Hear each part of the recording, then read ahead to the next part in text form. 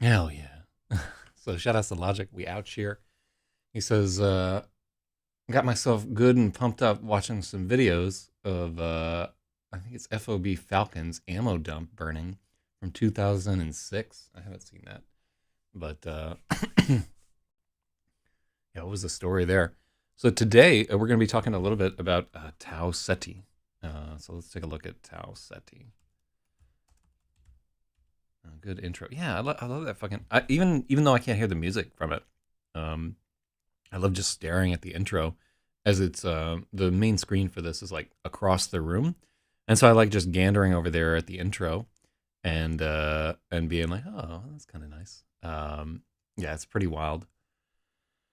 So here's Tau Ceti. Tau Ceti is a single star in the constellation Cetus that is spectrally similar to the Sun, though it only has about 78% of the Sun's mass. It's only 12 light years from us. It's the closest solitary G class star. It appears stable with little stellar variation, and it's metal deficient. But here lies the rub. Observations have detected more than 10 times as much dust surrounding Tau Ceti as is present in the solar system. Evidence of at least 4 planets all being confirmed super Earths orbiting Tau Ceti, with 2 of those being potentially in the habitable zone. There are another 4 unconfirmed planets, one of which is a Jovian planet between 3 and 20 AU from the star. Because of its debris disk, any planet orbiting Tau Ceti would face more impact events than Earth. There's widespread interest in the star, and we point our SETI stuff at there.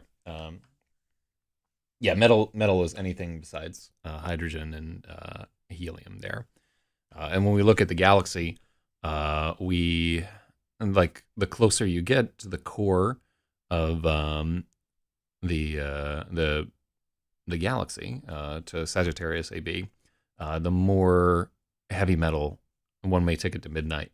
Call it heavy metal is out there. Diligent Escape is talking about the Aort cloud, which is I always see that written as OORT, but that's like very distant from the Earth right there.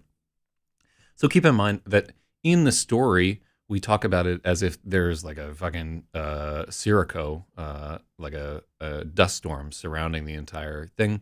Although in reality, it just means that there's like more junk, 10 times more dust than we have, and the Earth is still pretty thin when you really think about it.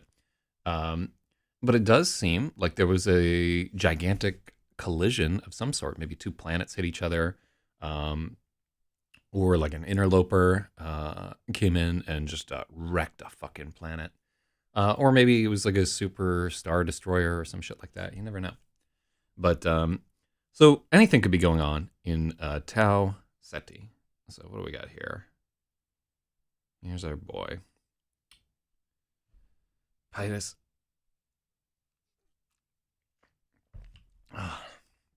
So that's just like a little useful background as we get into this story, the Ruby Storm.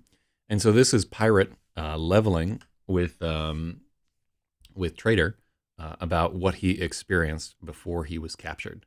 And so Pirate is kind of an unreliable source in this story because he's constantly talking bullshit. So it's up to the reader to determine whether he likes it. T1, bottom center. Yeah. I mean, like, honestly, you should see my bathroom. It's nothing but star maps for this story.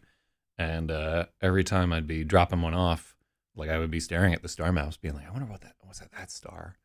And one of the, like, the important thing to me for this story was because we have some interstellar travel here. I wanted all of it to be consistent. I didn't want somebody to just, like, blink from 300 light years away when, in the context of the story, what you'll read up is that going a distance of like 10 light years is like a year-long prospect. When we talked about the, we didn't get into specific times in the chapter about the legend of Arcturus, but it is just assumed that it takes a long time to travel. We're talking about years getting from star to star. It sounds like I need an outhouse. Yeah, that would be somewhat problematic here in New York City. I live in Brooklyn. You can see exactly 1 star most nights. That's Polaris, and that's it. Although a few nights back, just air conditions were especially clear, and you could see both Venus and Mars, and they were super fucking bright, brighter, like outshining the stars. There was just, we were pretty close to both of them, so I hope we shot off a bunch of rockets at these. Henge setup, you're gonna when I come out, I'll have my henge set up. Are you building a fucking henge? That's pretty metal, I gotta tell you. Don't fuck around with like some concrete henge, right? You need massive slabs of rock. I remember watching that video of the guy who would like take these big granite blocks and he would just essentially wobble them, he could move, 20 or 30-ton stone blocks by himself just by digging under them and like putting a rock under one and kind of like wobbling it back and forth and slowly tilting it. Oh, a cushion henge? The story. So remember earlier in the story, we talked about how Pirate had probably been subjected to this longevity procedure, right? And there's some implications that maybe some other people in the story were also subjected to that. Anytime you hear somebody in the story talking about crazy shit from like centuries ago and so forth, it's possible that their age has been prolonged unnaturally. So the story ever make a comment about him being from, he's not from Tau Ceti, by the way. We'll get into that in a second there. Gauge things like solstices, equinox, the equator, Polaris, etc. there. All right, we'll follow your heart. I just spend my time getting a big ass telescope if I were you. I don't, I don't know. There's something compelling about just giant stone monoliths that correspond to the stars, but at the same time, I think we're a little past that as a species at this point. Now it's all about giant silicon titties that point to the Earth. Anyhow, let's get into this right here. So this is Chapter 10, The Ruby Storm. If you're joining us for the first time, this is the story of Traitor, a very young inmate who has been captured on a space station at the very fringes of a dying stellar empire, I guess we should say, is being groomed to fly on one final mission to save humankind. And dare I say mankind, because there's only dudes in this story. And Murderous is probably a trap. Yeah, getting a lens mirrored costs like $700. Yeah, it's true. You have to be pretty deep into astronomy before you start getting these big ass telescopes. I mean, you can go cheaper too. So in our last chapter, Traitor just lost his bet because Glutton was the one who got executed, and he had to pay up a dinner for it. Let's take a gander.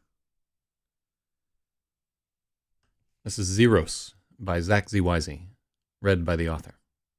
Chapter 10, The Ruby Storm. It had been weeks since Pirate said tomorrow. I suppose he lost his nerve. After the night he showed me his little sculptures, he was on edge for days.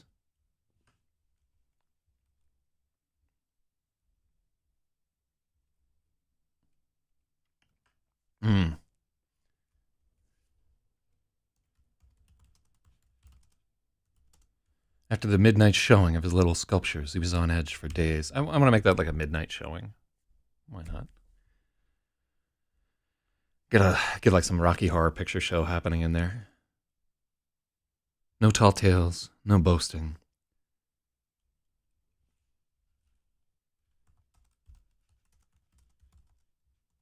He always had one eye on the door, as if he expected the drills to burst in and drag him to the airlock any moment.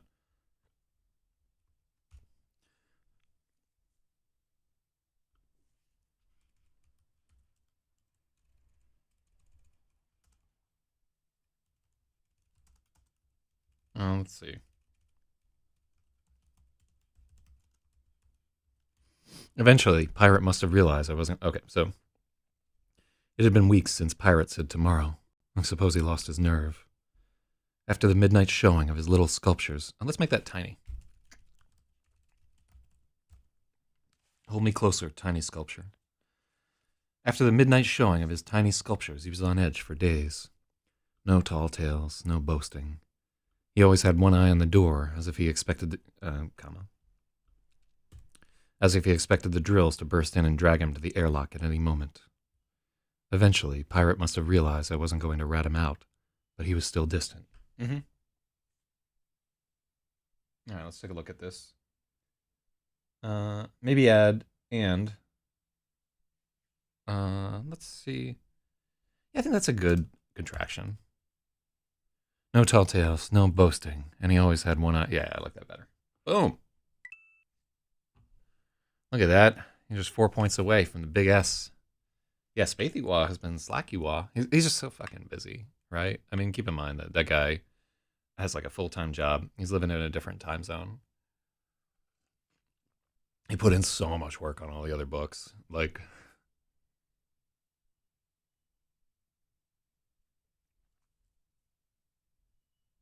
there's only one airlock that they use for executions. So that's why they just have one airlock that all the executions go on, and it's the one that's on the garbage trajectory. So I'm an unemployed bum. I can win this. Yeah, man. Let's shoot for the stars. I want to keep that the definite article rather than the indefinite article. But let's think about. I'm just wondering if that's going to be problematic for some of the readers. But I think we can go.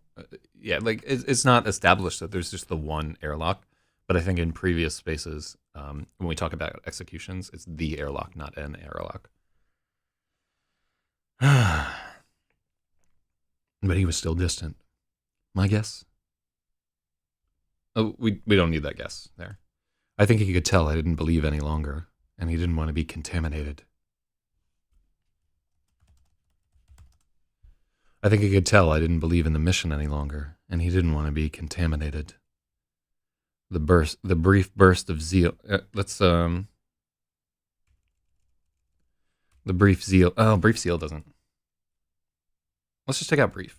The burst of zeal I'd experienced after learning about Arcturus had faded, and I'd settled back into the comfortable certainty that we were all doomed. No, we don't need the... I think he could tell I didn't believe in the mission any longer, and he didn't want to be contaminated. The burst of zeal I'd experienced after learning about Arcturus had faded. Let's check out this. I'd settled back into comfortable certainty that we were all doomed. Things were changing. Since the interrogation, the drills had been shifting on us.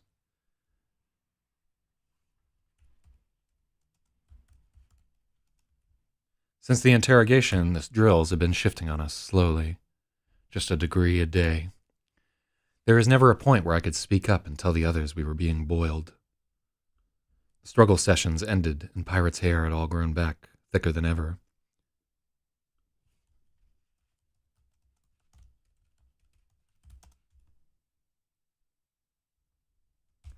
The struggle sessions ended, and Pirate's hair grew back, thicker than ever. They were berating us less.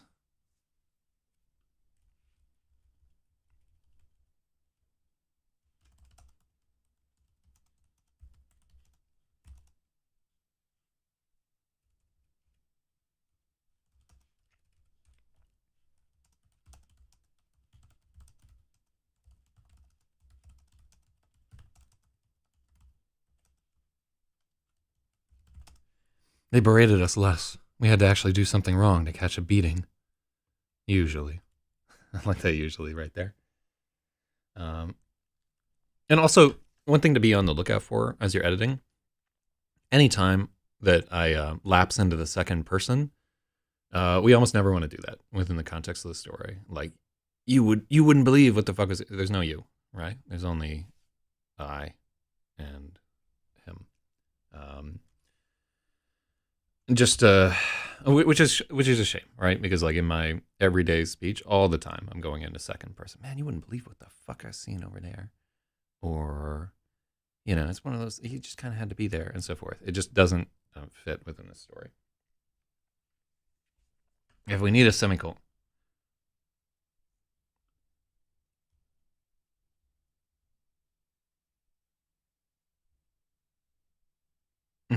Honestly, let's just look at that sentence and say that it's weak.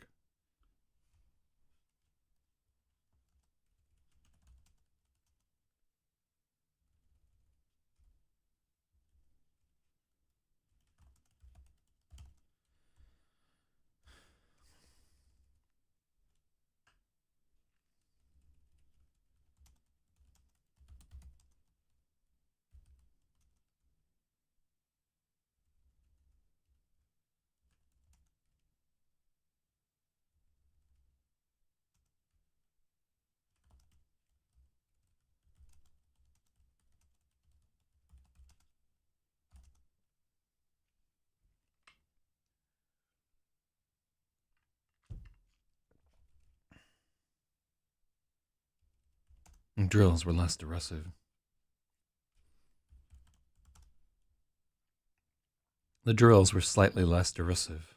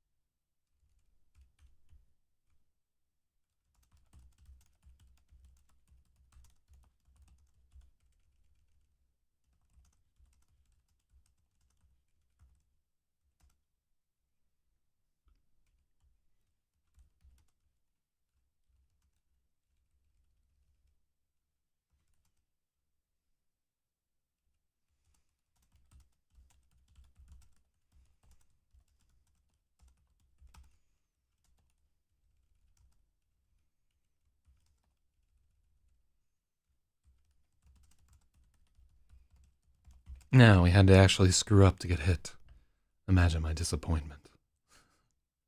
I like that a little bit better. Yeah. All right, so I'm gonna give. I added the comma. I'm fucking there. Yeah, I like that better than usually. Things were changing. Since the interrogation, the drills had been shifting on us slowly, just a degree a day. There was never a point where I could speak up and tell the others we were being boiled. The struggle sessions ended and Pirate's hair grew back, thicker than ever. The drills were slightly less derisive, and the beatings were less severe.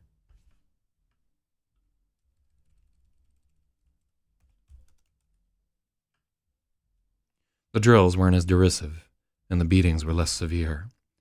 Now, we had to actually screw up to get hit. Imagine my disappointment. When Glutton was executed, the opinion around the squadron was, well, of course, it was a fuck-up. As if we were somehow immune. But I knew we would all have our time in the bore, But I knew we would all have our time in the bore. It's funny how adaptable people are. The training was so long and boring it began to feel normal. If you're in the belly long enough, you forget you're being eaten. So we have the boiling frogs thing.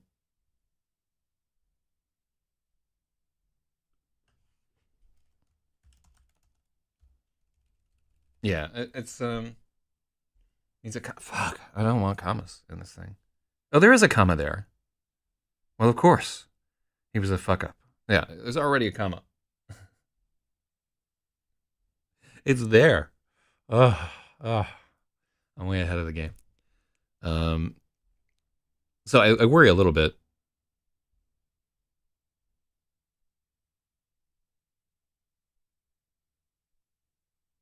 Yeah. So I actually like this. There was never a point where I could speak up and tell the others we were being boiled. No, after well. We need a comma there, but we don't need. Well, of course. It was a fuck up. I'll take it. I don't want a comma there. Yeah, because there's a colon right above here. You can't colon. It just this shit is rough. As if we were somehow immune.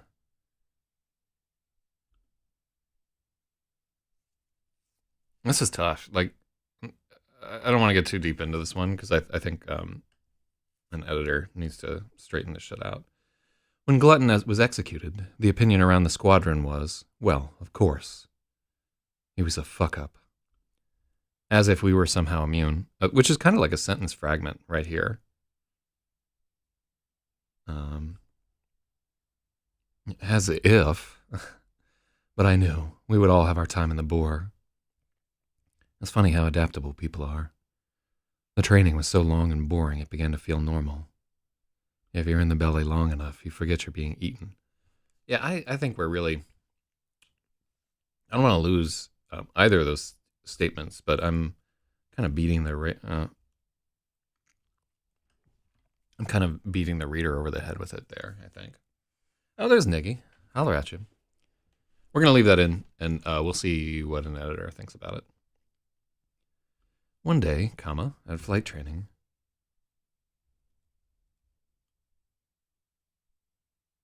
No. Yeah.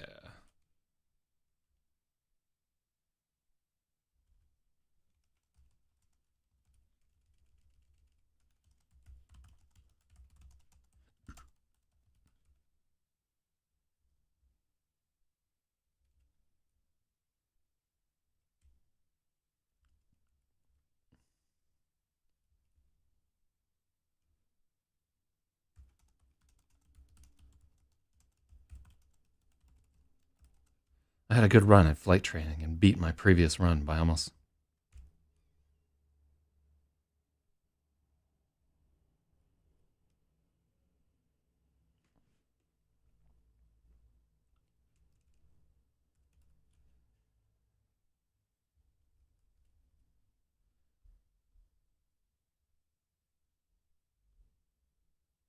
Okay.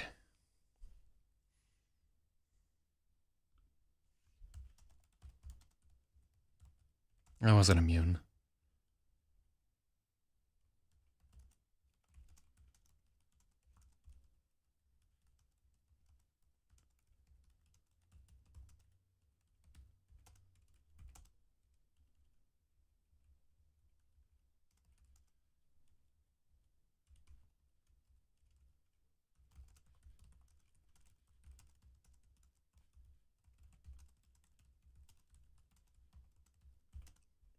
Yeah, yeah.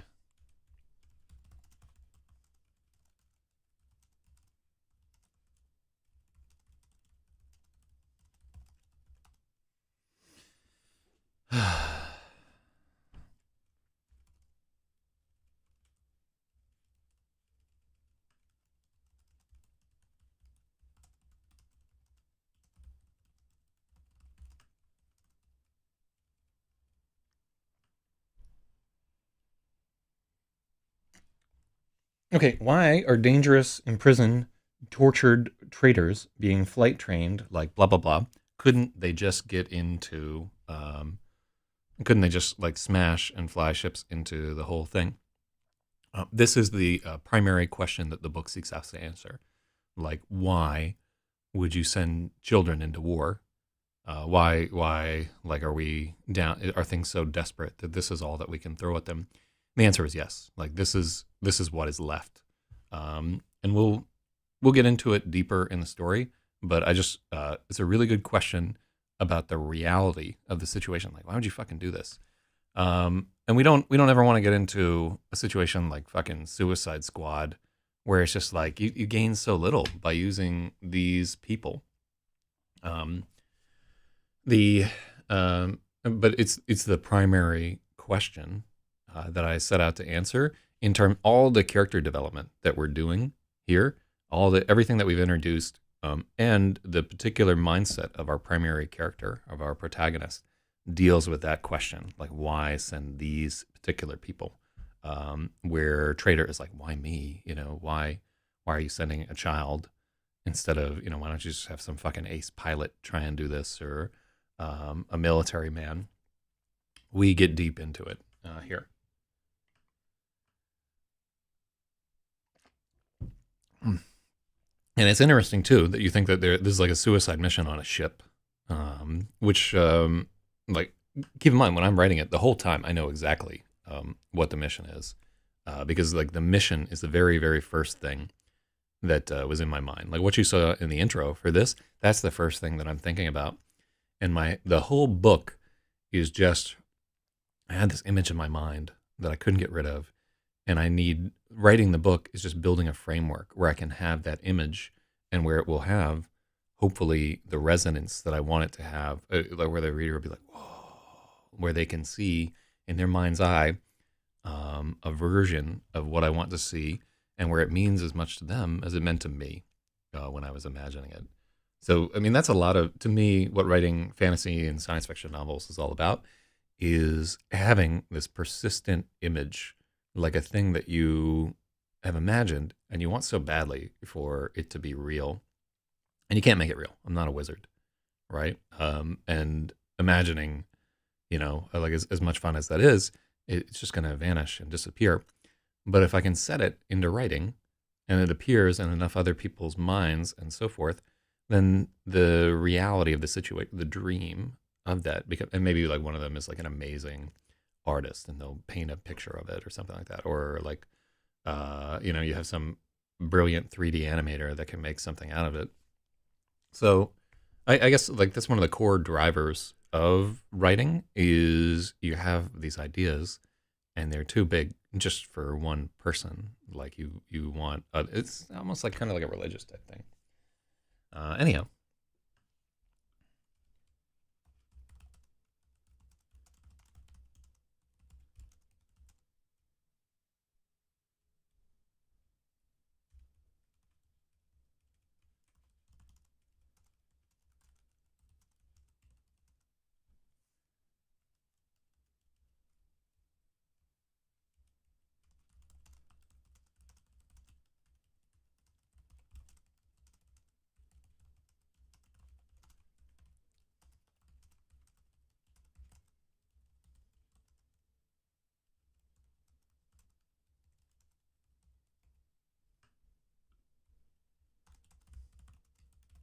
One day at flight training, I beat my previous run by almost 7 seconds.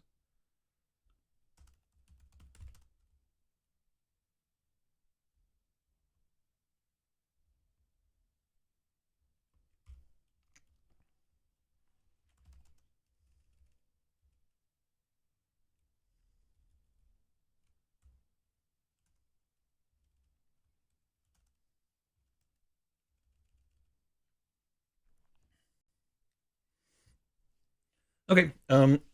So, uh, yes, I meant that question. Why these guys? But also secondarily, what about security on the ship itself? How do they stop them from just plowing into the dock and killing the drills at any one moment? Um, so we get into that. Like, I don't want to spoil too much, but in this very chapter, they start to talk about this a little bit. Um, Initially, uh, sort of you might think about basic training, like why don't the people in basic training just rise up and over, like in basic training you have 60 fucking trainees, and they're managed by like 2 or 3 drill sergeants, right? Those 60 trainees could tear down the drill sergeant and devour them if they so thought, but there's a presumption of authority behind that drill sergeant. Like, honestly, if they really fucking felt like it, everybody at like Quantico, or well, not Quantico, what am I fucking thinking of? What's the Marine one? Camp Lejeune, or everybody at Lackland Air Force Base, or whatever fucking shithole the Army does their nonsense at. All those trainees could just rise up and murder everybody on the base if they felt like it and declare an autonomous zone and free love and vote Bernie and whatever the fuck they wanted, right? AOC could come over and dance on top of a card table. But they don't, right? Because there's this presumption of us. There is the idea that there's a system of authority that will punish them, right? And these are subjects of a giant, the Benning School for Wayward Boys, lots of places, right? In almost every situation, and most prisons too, even like super duper max prisons and so forth.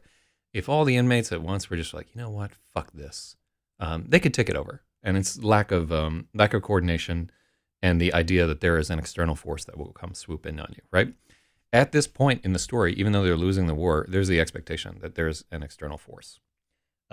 We get into why they don't just steal these ships at the very beginning, or not in the very beginning, but somewhat in this chapter and the subsequent one there. But I like these questions about the reality of the situation, and I want any time that you question, like, why does this happen this way?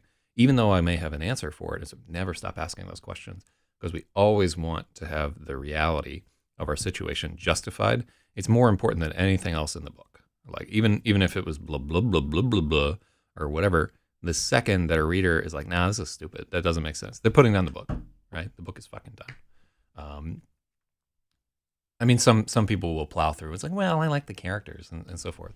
But this is military science fiction, and readers will not put up with that bullshit for a second. And also, if it's like a sort of niggling worry at the back of your mind the whole time that you're reading, we might need to address that a little bit earlier because we're halfway through the book, right? So hopefully that's like, I wonder why. We're at the stage of like, why is this like this? And you're wondering, and then the reader answers it, oh yeah, that makes sense.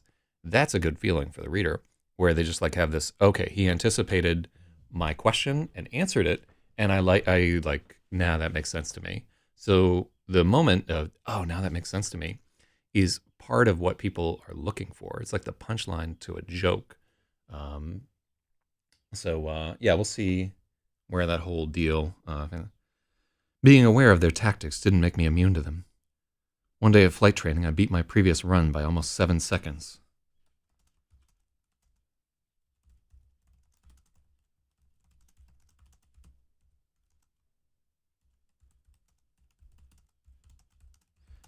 As I was dripping and shivering on the dock, XEROS called out to me. Traitor! I went to attention, ready to get belted for who knows what. Good run, XEROS gruffed.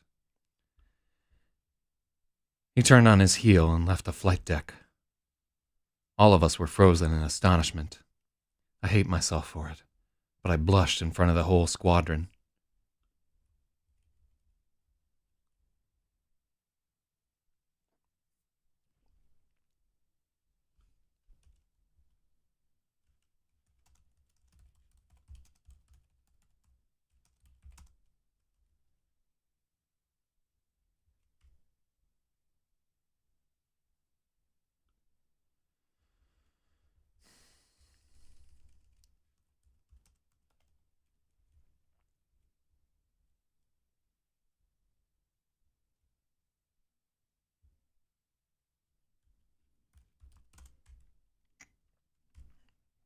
All right, and here we're trying to get more active verbs.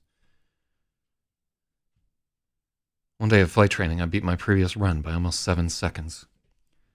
As I was dripping and shivering on the deck.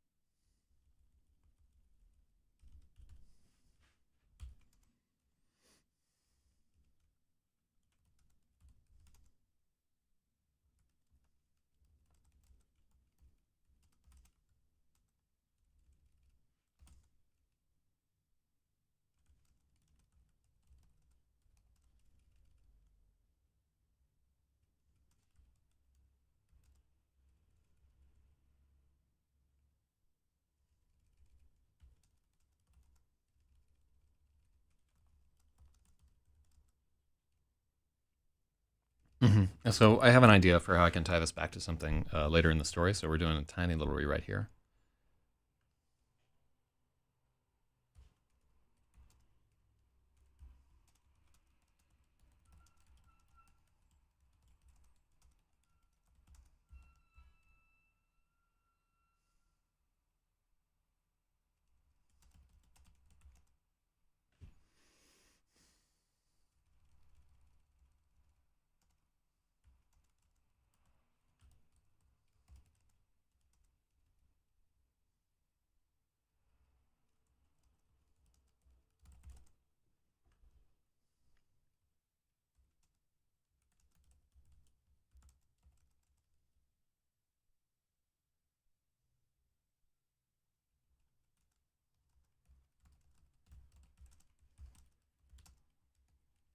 Mm-hmm.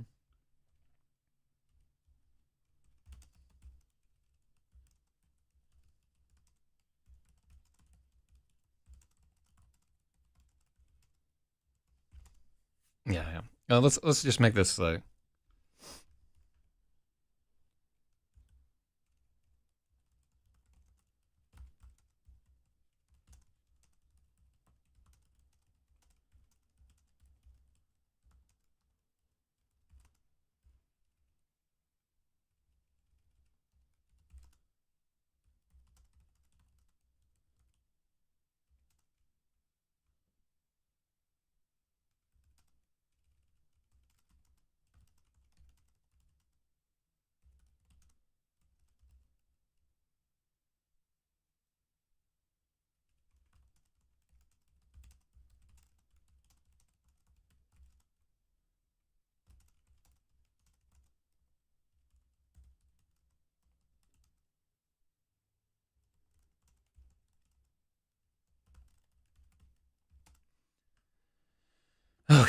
Being aware of their tactics didn't make me immune to them. One day of flight training, everything lined up perfectly for me.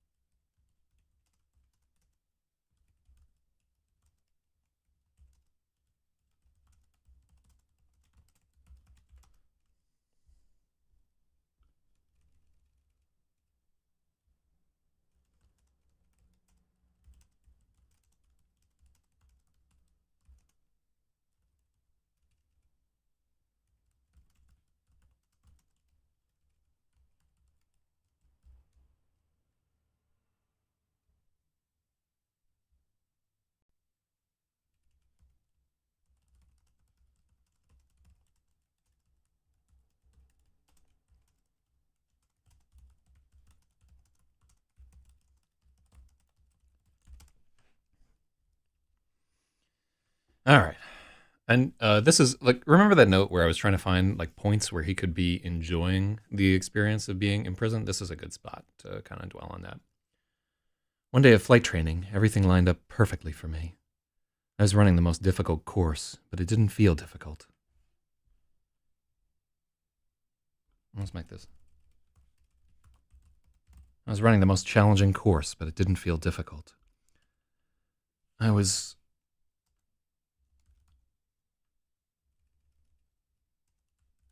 I was fully awake, totally alive in the moment. The Yama felt like a part of my body. Maneuvering through the rings was effortless. I beat my previous run by almost 7 seconds.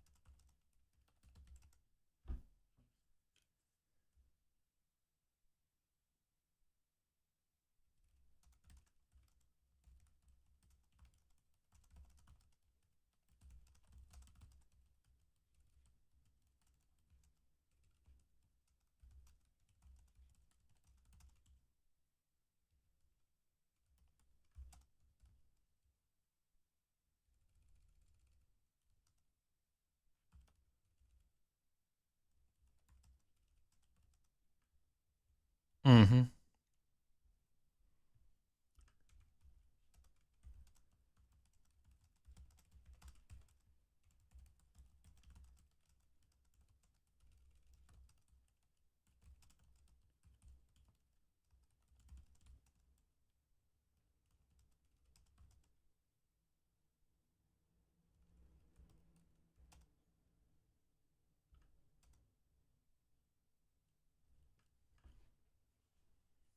Ah, fucking semicolons.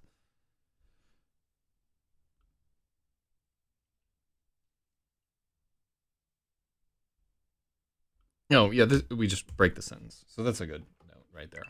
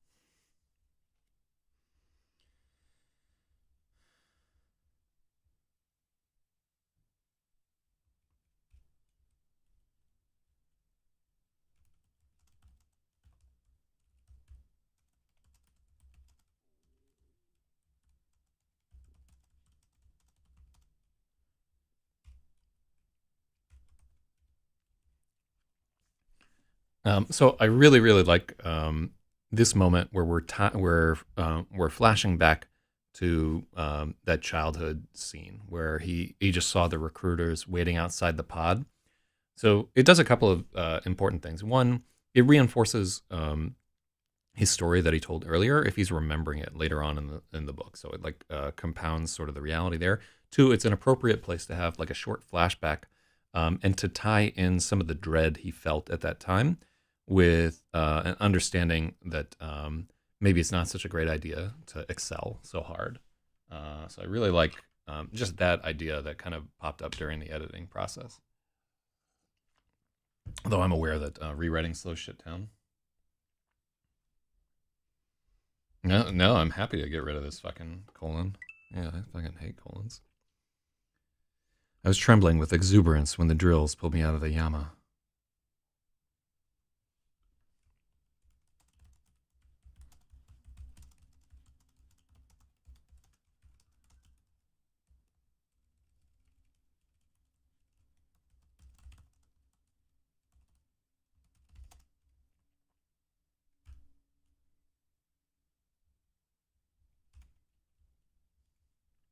As the drills pulled me out of the llama, I trembled with exuberance.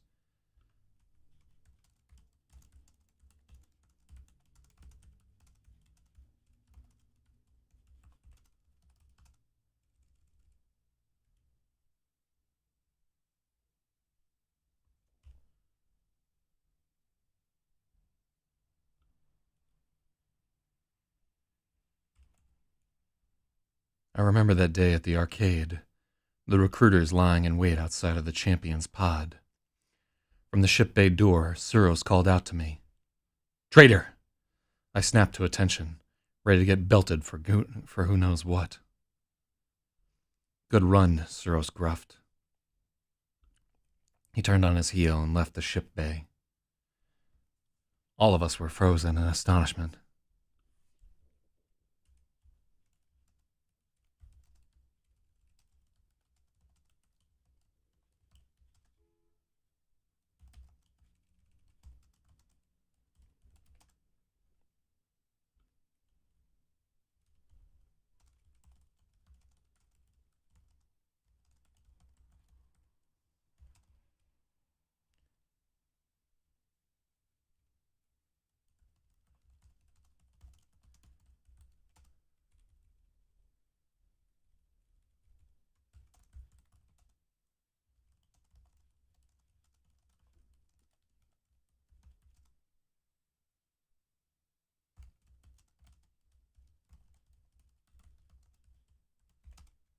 I blushed right in front of the whole squadron, naked and, and dripping compression fluid.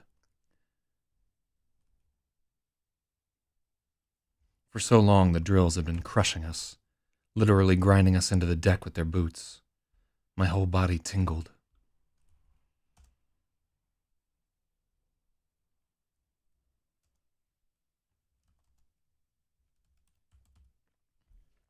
Mm-hmm. Colon sprayer, colon smasher, comma sprayer, colon smasher. You should have that on like a motorcycle patch. Although colon smasher might get you into some trouble. Let's see. All eyes were on me.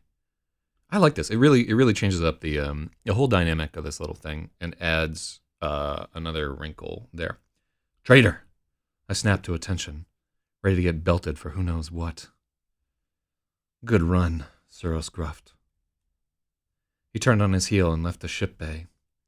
Everyone was frozen in astonishment, even the drills. I blushed in front of the whole squadron, naked and dripping compression fluid. For so long, the drills had been crushing us, literally grinding us into the deck with their boots.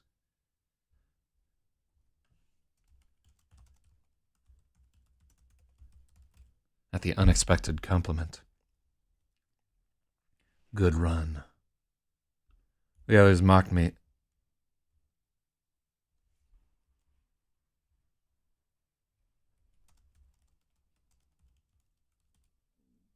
The others mocked me incessantly for days afterward, but I could hear jealousy behind their jibes.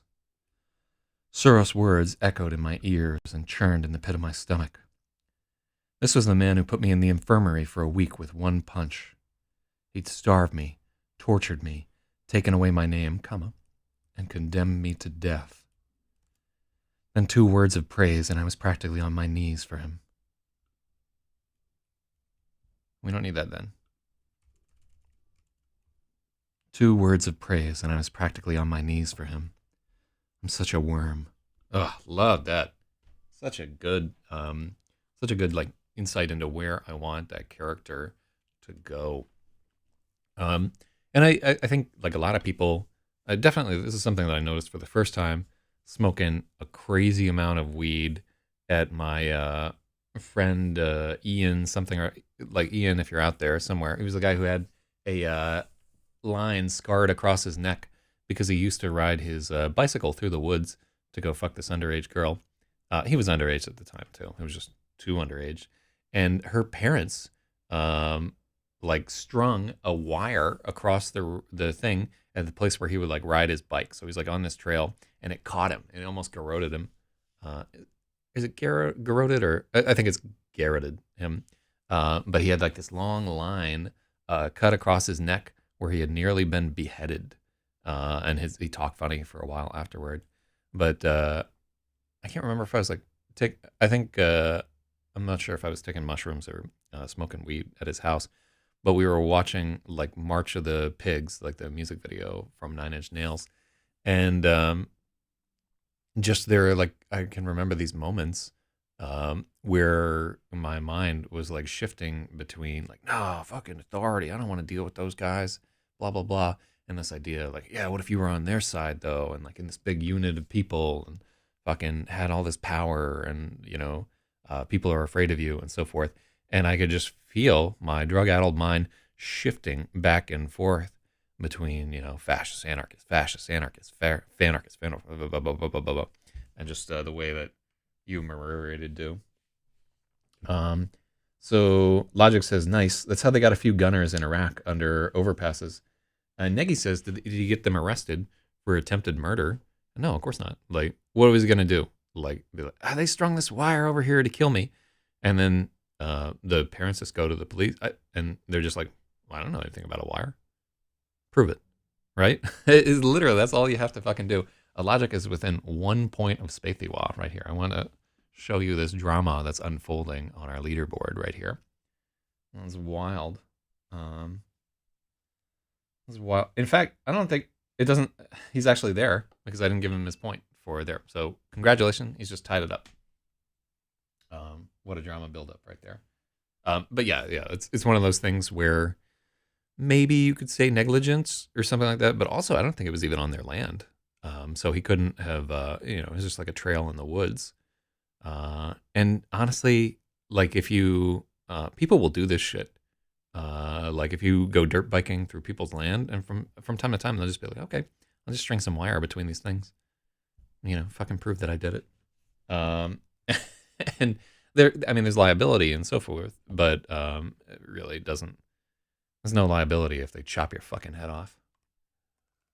But yeah, people will do that shit. You can look it up. But that guy was no fucking good. He was a bad person. I'm sure that he's in jail. Hell, I should have been in jail too. That was right around the time where somebody, Scott, S-K-O-T, I remember fucking electrocuted himself. He's an IRC user who electrocuted himself trying to turn off a street light with a screwdriver. Just to let you know where we're at.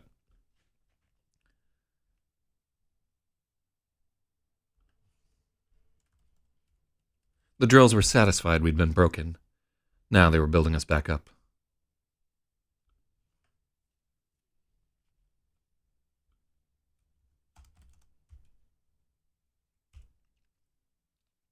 The drills were satisfied we'd been broken, and they were building us back up.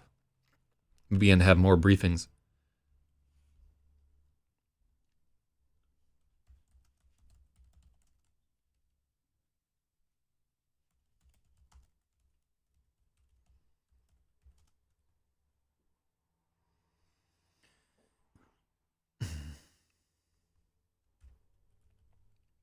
Ceremons.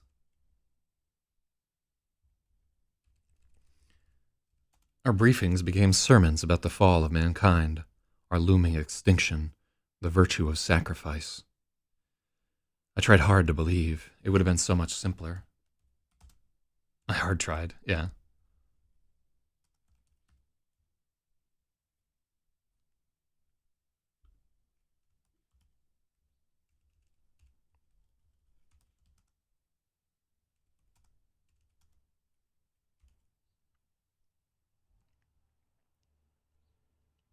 2 nights after we watched Glutton's execution, Pirate returned to my bunk. So here's a spot where our timing gets a little bit confused, right? So we're talking about this is going on for a long time, blah, blah, blah, blah, blah.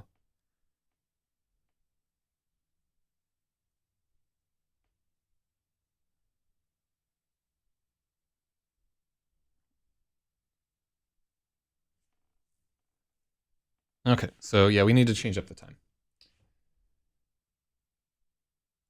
When does Elon Musk propose that if you go to jail, you get to fly a spaceship for SpaceX? Yeah, I fucking hate meetings. They're awful. That's like nobody tells you when you become a programmer that like half your fucking day is attending retarded meetings. How to get published? Write some absolute dumpster shit. Replace every space with a comment. Did I tell you what happened the other day? So like my publishing friend had given me like a bunch of advice on my agent letter. And then I like fired off this agent letter, and there's like a big error in it. It was I wrote I've have at one point in the letter, and then I saw it like after I fucking sent it. I'm like, oh. And she had gone to like all this trouble to like point out like, hey, this guy likes the kind of shit that you do. And I had fucked up some other things too. Like I had included a Google Drive link to the full manuscript, and apparently agents are fucking petrified that they're going to catch a computer virus, even though they should just be using Macs at this point. And Macs are totally immune to viruses. But so they don't like it when you do that shit. And I mean, I had followed all the parameters of their submission requirements. But yeah, just looking at that I've have at the bottom of it, I just felt like this sinking fucking feeling. And of course, you want to just dash off and like, hey, I'm actually not a fucking idiot. I just caught this thing, but the damage is done, right? You look like even more of a fucking retard sending 2 emails right there. But and that was like my best prospect for the whole thing, and I'm like, oh. And then the other part of it was I had like name drop this person, like, hey, she said blah blah blah blah blah, and she was like, don't fucking name drop me if your manuscript is as grotesque as it used to be. And that was like the one shining point I could say, like, oh yeah, we don't just drop the word. I don't think I just say the full word there, but we just don't call people hard R's up in this manuscript anymore. And like all the shit, it was really neat that like all the shit that she was like, I don't want to be associated with a manuscript that has this, this, and this in it. And like one of the things was like, we treated homeless people really shitty in the previous manuscript. And I could go back and say, actually, now these guys are like much more heroic figures. And the sacrifice that Gary's army gives, like you really look at them as like when all the forces of authority are breaking apart, Gary's army can hold together through virtue of their shared suffering and so forth. And it just really, like the homeless people are much more interesting in that story now.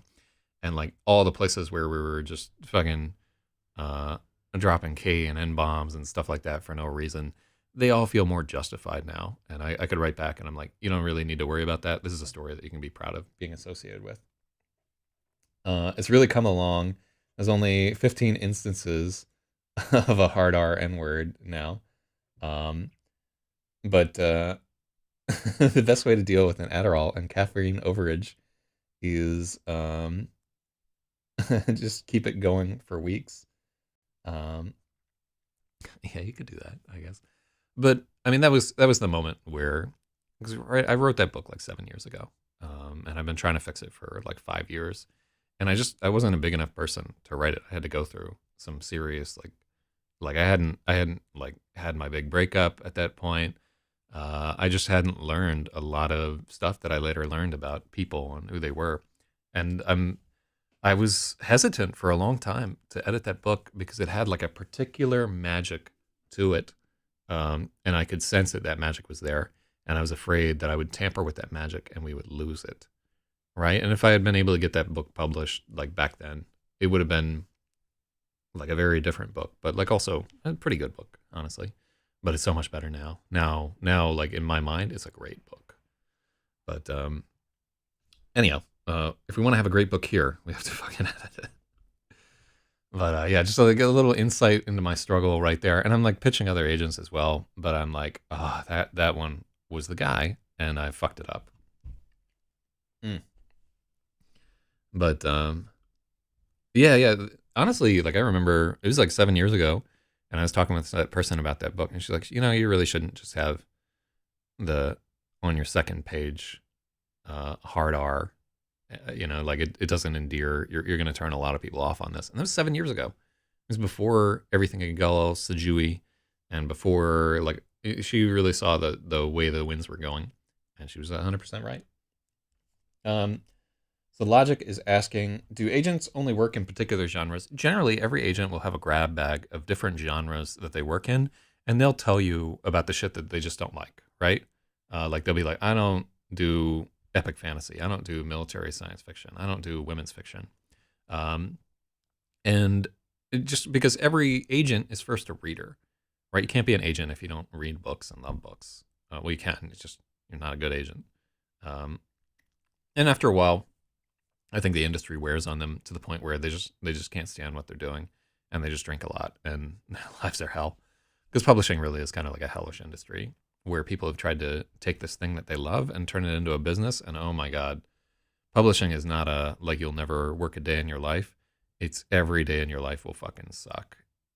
Because what you have to do is like maybe once or twice a year, you'll get to work on something that's fucking amazing and you have high hopes for it. And you champion it, and then it crashes and burns. Nobody fucking likes it. And then some dog shit, right? Imagine the person who published Twilight, right? Do you think that they were like, yeah, this is the shit. People are really going to like this. No, they were like fat housewives are going to dig this shit. So let's fucking put it out there. Let's get this fucking schlock on the market, and let's see who takes a piece of this pork. And I was going to hook you up with this chick in NYC that wrote a highly popular YA book that I got a shout out in for helping her, but she went hard left and defriended me. Well, send me her name, and I'll see if I can pick her up. And mid-coitus, I'll shout out Vote Trump or some shit like that. Negi's 100% right. Like, fat housewives are the only people who still read books, and God bless them. I mean, that's why we try to have like good storylines and so forth. But yeah, this is not a bodice ripper by any shake of the imagination. That's why we include homoerotic subtext in every one of our stories. It's not because I'm latently homosexual, not by any means. It's just we want to give those fat housewives something to titter about. Negi says, I've never read a book in my life. God, you're fucking missing out, man. What a glorious thing to do with your time. All right. So we wanted to deal...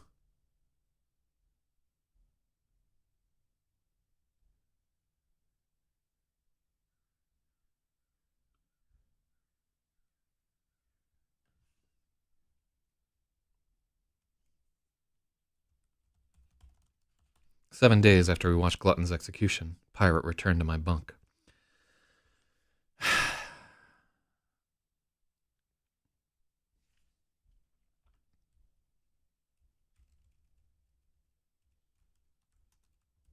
2 weeks after we watched Glutton's execution, Pirate returned to my bunk. Psst. Once more we crept into the red light of the latrine. So, you want to know about Tau Ceti? No, let's forget that stuff. You want to know about Tau? Tau Ceti? I'll tell you. But fair is fair. You have to tell me how you got your name. It's not latent. It's not latent. You're openly homosexual. I guess that's true if you want to get very, very specific. But not by choice.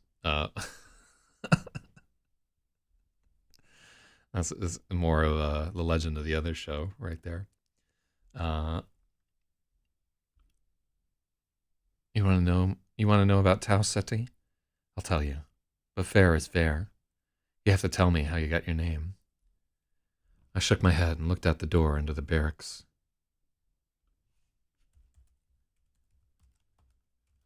No. Looked away. It's not even a good story, I grumbled. It wasn't, and I didn't want to tell it. But I wavered. Let me see her again, and I will, I bargained. Out came the mop, and the latrine vent was popped open.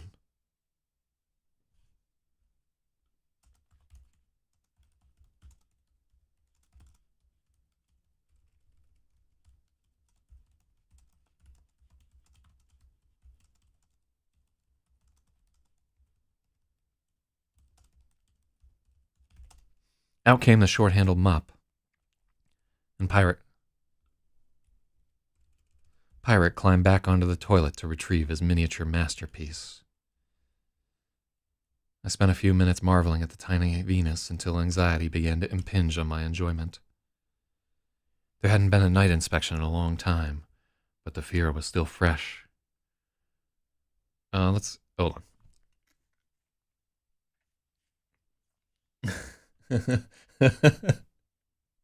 Well, this guy pitches agents. Imagine not pitching tents 24/7. I'm too old for that now. To tell you the truth, too old. Spathy, did you see this shit? You guys are neck and fucking neck right here. Bum bum bum bum. Out came the short-handled mop, and Pirate climbed back onto the toilet to retrieve his miniature masterpiece from the vent. I spent a few minutes marveling at the tiny Venus until anxiety began to impinge on my enjoyment.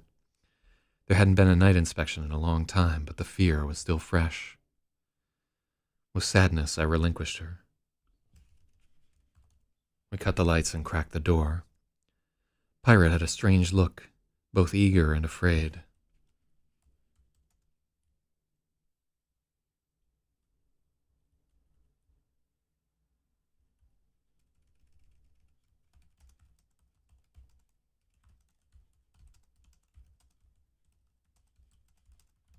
It all poured out of him.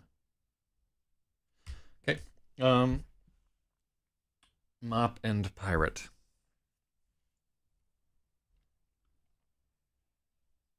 Yeah, let's do that. Here we go. Back in the lead. Life is good. Hold on. Somebody's fucking messaging me. God knows why. What do we got here?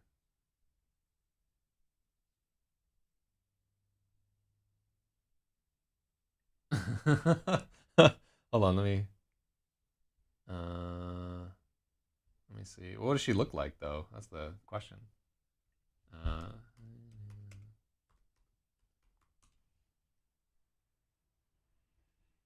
Oh, she's cute. Let's see there. She is too young for me. Alas.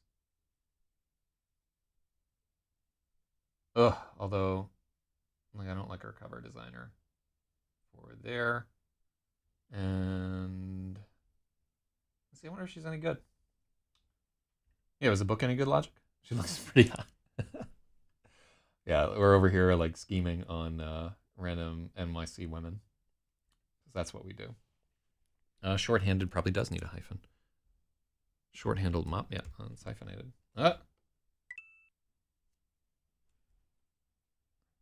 Let's take a look at. Oh yeah. Let's actually eager and.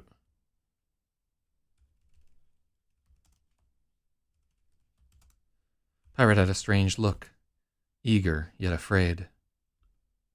Yeah.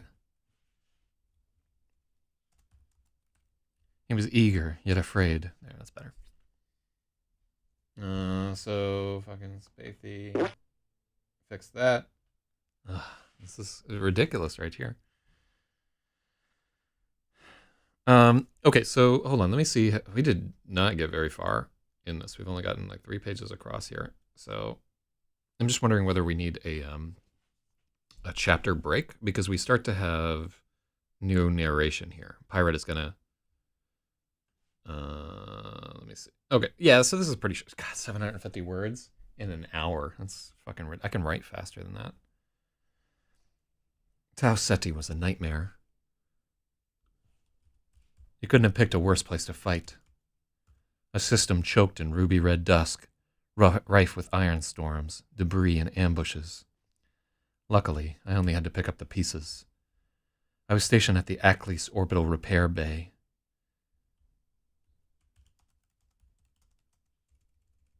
It was a terrible, terrible spot for a pirate. One terrible is more than enough.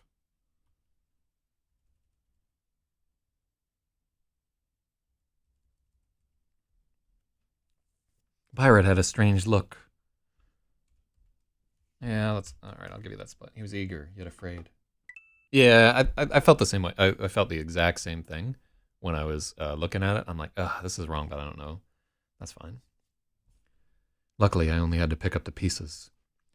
I was stationed at the Aklis. Okay, and Aklis is actually, I believe, a land of dust and despair.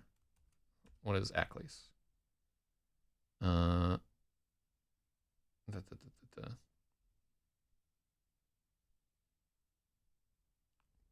Land of dust and dreams.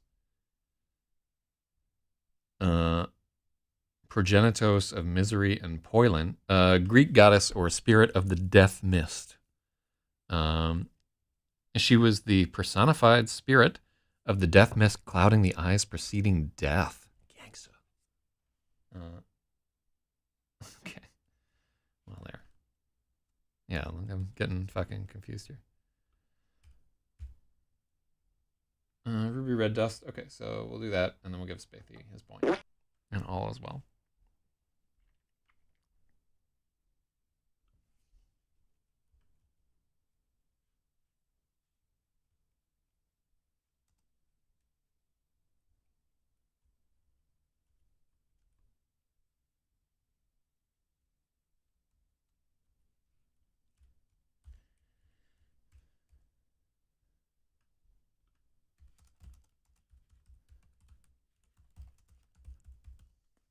It was a terrible spot for a mechanic. Meteorite strikes, shrapnel from minefields, sabotage, and a soul-crushing backlog. We were at 25% casualties before we even spotted a collaborator ship. Worse, the dust and debris didn't seem to bother the Clabs. This was their home. The attack wings we sent to find them never returned. Destroyed, deserted, no one knew. We never found a trace. I'll tell you one thing. Morale was awful after... No, you don't need that.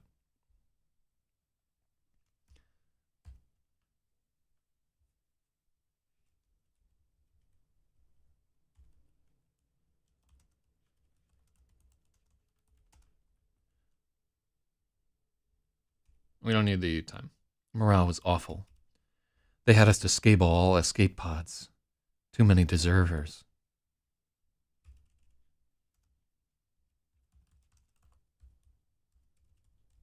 They had us disable every ship's escape pods.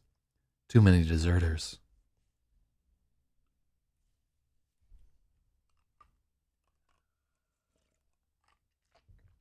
A terrible spot, double A. Oh, yeah.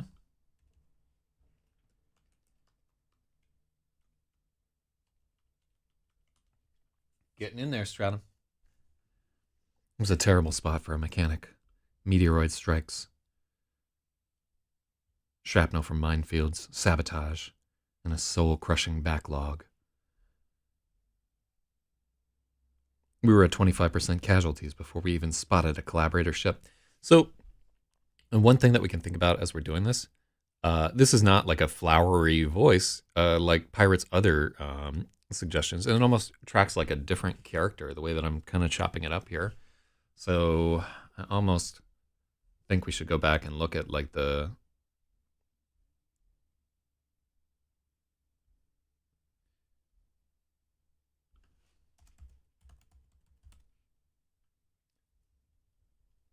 Tao said he was a mechanic's let's make it his worst nightmare.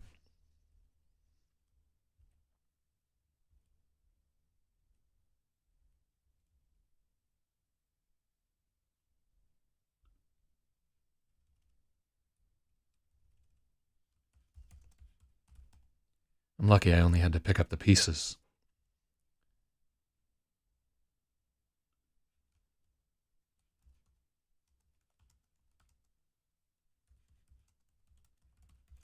Every day was soul crushing.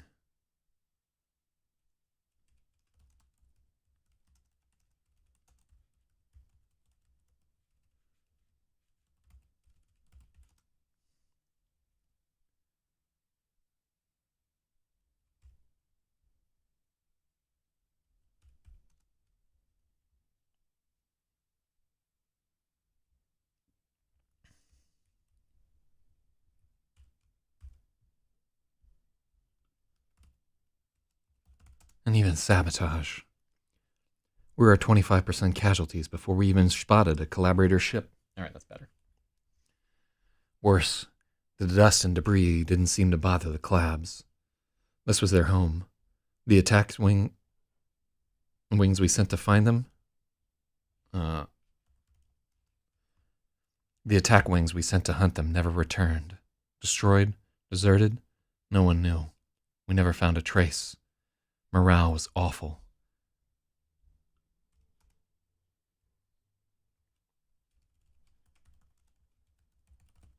High Command had us disable every ship's escape pods. Too many deserters. After an orbit of watching... After a year of watching their ships disappear, the High Command decided something had to be done. They brought 2 fleets to Tau, expecting the collaborate...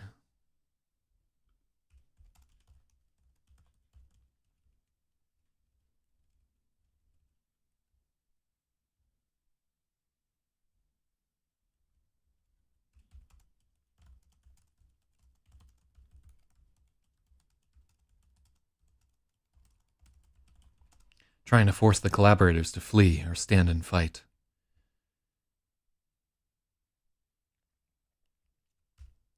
If they fled, the second fleet was waiting to annihilate them. If they fought, they were surrounded and vastly outnumbered. But the Clabs didn't do either. They hid in the dust like mites. They would pop out to bait us into chasing them, then they'd vanish into the red without a shot.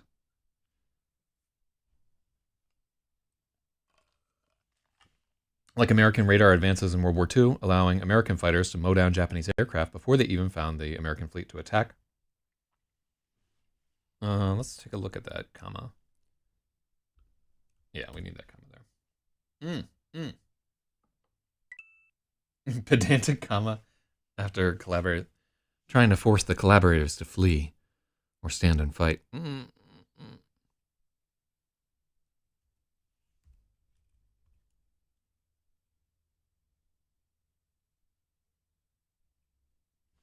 Oh, resistance and etiquette. No, it's right.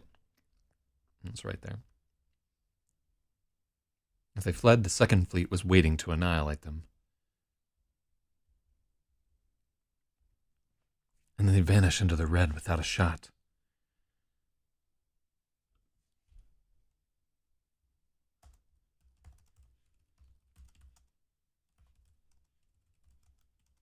They didn't even need to shoot at us. Our ships came back so chewed up by debris they could barely fly. Those were busy times for me, 80-hour weeks. If the Hezo had any wits, they would have simply abandoned the station. Yet here we are, I said, gesturing to the red-lit latrine. Around the red-lit latrine, Pirate nodded. They were too proud to turn tail, and it was rumored that the Titan was somewhere in the system, hidden somewhere in that endless dust.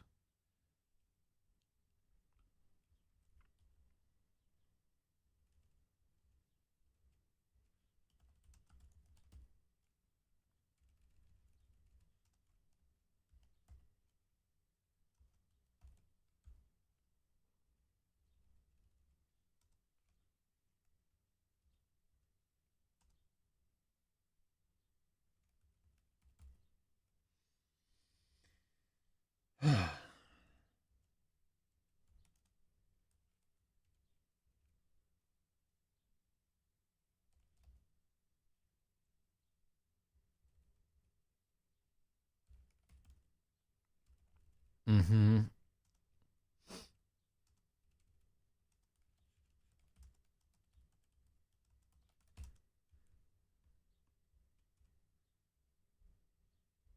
Okay, so we need that yet.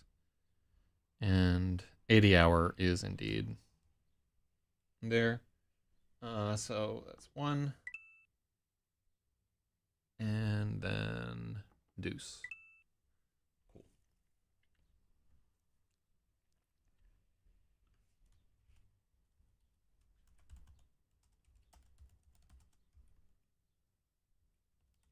High Command was too proud to turn tail, and it was rumored the Clabs had a secret base in the system,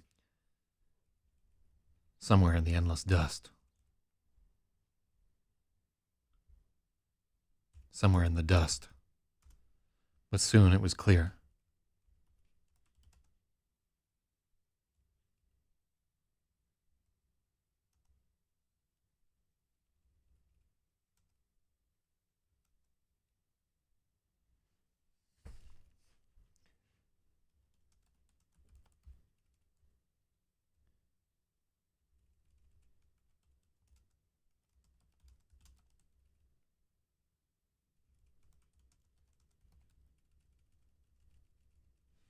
Yeah, I don't like that. I'm currently waiting for work. 100% completely engaged in the whatever. Okay. Secret base in the system, somewhere in the dust.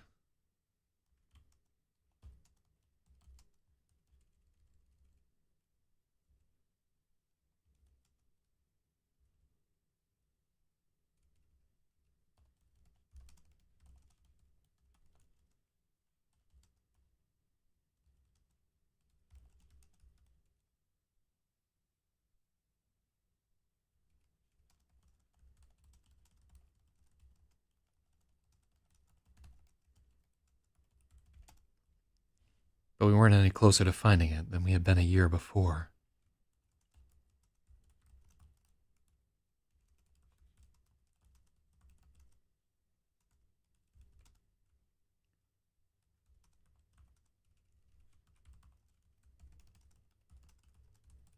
So High Command gave the order.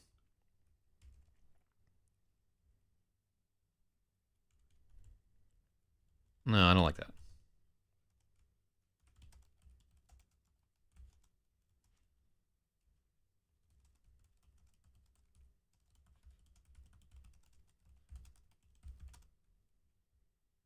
High Command gave the order.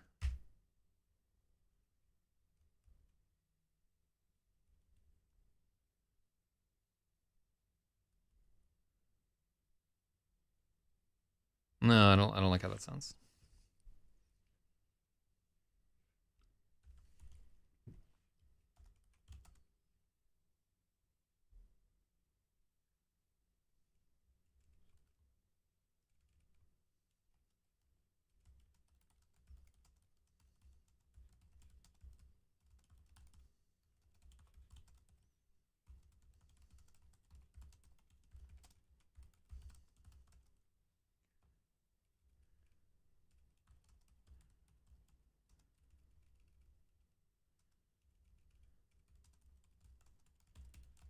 Finally, orders came down.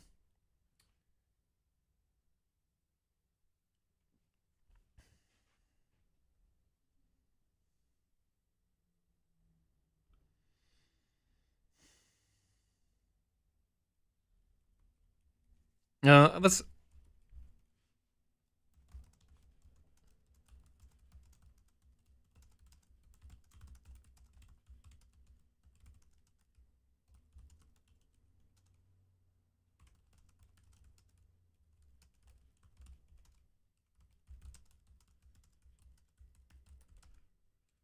Finally, we got our orders. All right, let's take that. I don't like the secret base thing.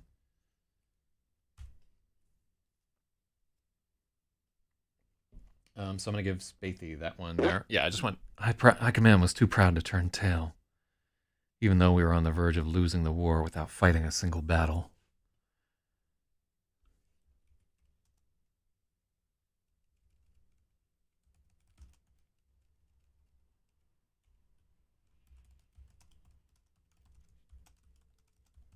Finally, they came up with a plan.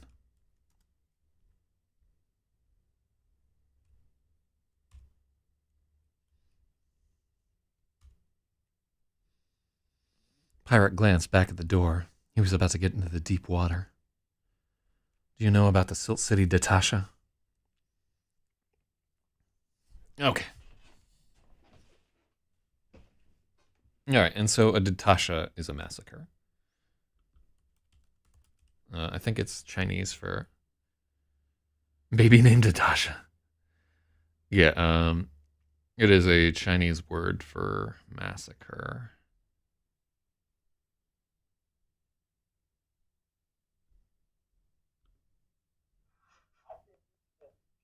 Natasha. Oh, yeah. Oh, indeed. But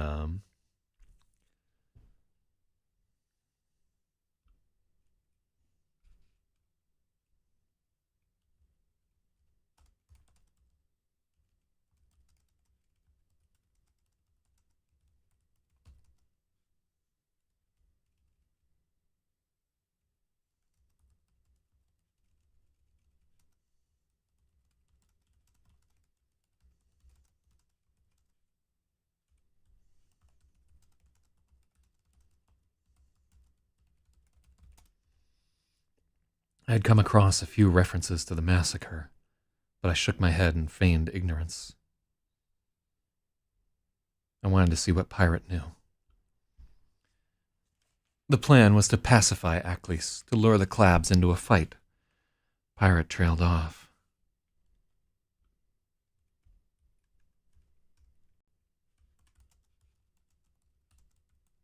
His eyes grew distant.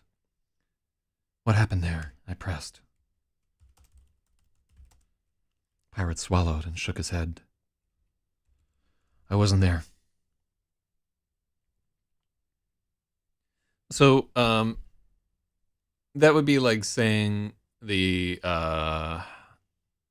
like San Francisco massacre, or the I guess you were trying to find out whether city should be capitalized, but it would be like the New York City massacre, or the London City well, London City. So the if you type the name of the city, it would be Silt City, and both would be caps. So that's yeah. Yeah, that's not super apparent to the reader. I think you have to know Chinese to get Datasha out of that. And it may be like so removed from the Chinese that we can't quite get there. The plan was to pacify Aklis, to lure the Clabs into a fight. Pirate trailed. His eyes grew distant. What happened there? I pressed. Pirate swallowed and shook his head. I wasn't there. I didn't see what happened, and they kept everything quiet. But I could see a change in the ones who met. Atrocities written on their faces, like addict scars.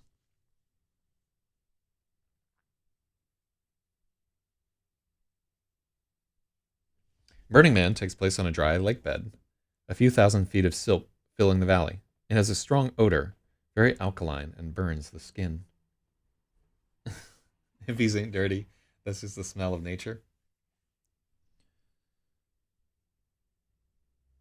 Um, you see, these are scare quotes. So that is a good like scare quotes should be single quotes when used within the context of a sentence. So I'm gonna give that to logic right there. Weird medicinal type smell. Oh, they're getting all the alkaline water that they want just by drinking the piss flowing off of each other's bodies. I bet I would have fun at fucking Burning Man. Um, but I don't think I've ever been to any sort of burn. A few times I almost went to Transformers, but I think I'm too fucking square to have a good time.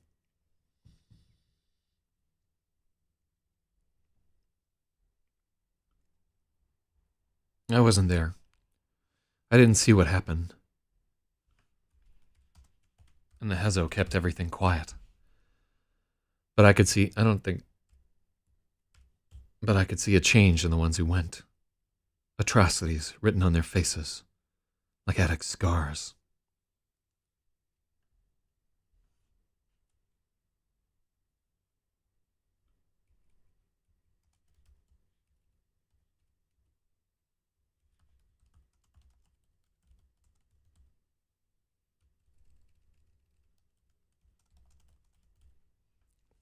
Both of us glanced back at Attic's bunk through the crack in the door.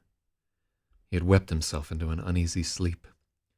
His face was furrowed in the crimson light, lost in some nightmare. How many? I asked. Pirate just shook his head. It must have been bad, I ventured.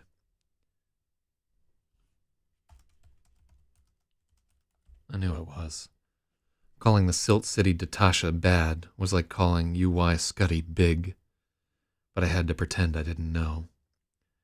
There was a long silence, and I remembered a legend from old Earth.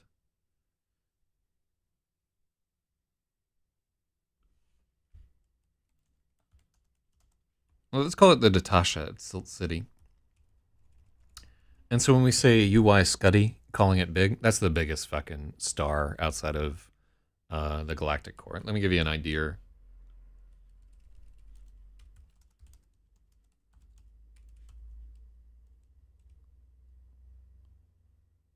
The radius is 738 million miles. Largest and most luminous of the stars. Let's get one of those. Here's the sun, and here is UY Scuddy, the beast inside which 5 billion suns can fit. God damn. God damn. I don't know if it's Scuddy or Scooty. Scooty does sound better to me, but shout outs to the Secrets of the Universe blog right there. But they had the image that I wanted right there. Calling the Datasha at Silt City bad was like calling UY Scooty big, but I had to pretend I didn't know. There was a long silence, and I remembered a legend from old Earth. So this right here is the 7 kills steal. I recited, counting the 7 kills on my fingers so I didn't lose track. I haven't heard Polexian in a long, long time. What does that mean? Pirate asked. Scooty, if it's Latin? Hell yeah. I just like the like contrast of calling something like a ridiculous sound like Scooty, and it's this giant fireball that 5 billion of our suns could fit into. Hell yeah. Hey, Scooty, what's the matter with you? You know? I haven't heard Polexian in a long, long time. What does that mean? Pirate asked. Can you understand any of it? I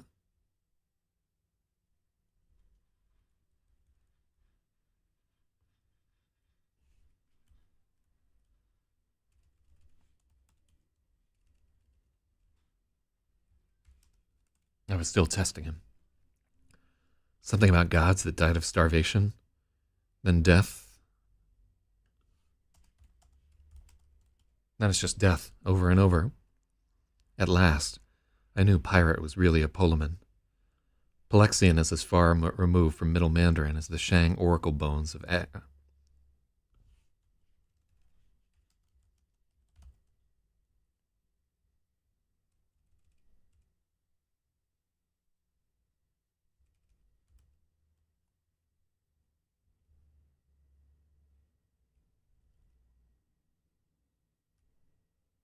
Yeah, so there's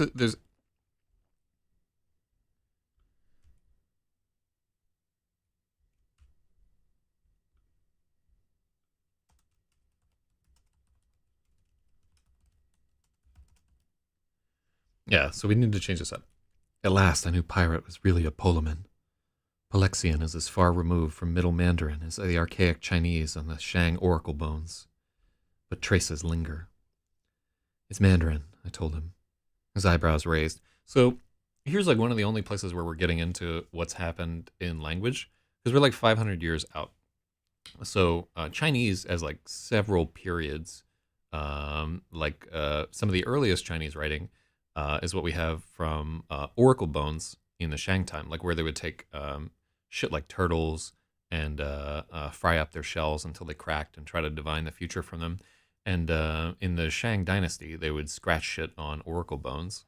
And we don't, that Chinese is very, very different from sort of Middle Mandarin, which is different from modern Mandarin. And it's going to be very different from like this language that we assume far in the future, Palexian, which to me is just, obviously it doesn't exist and we don't get deep into it there, but it's like a further permutation of Chinese later on.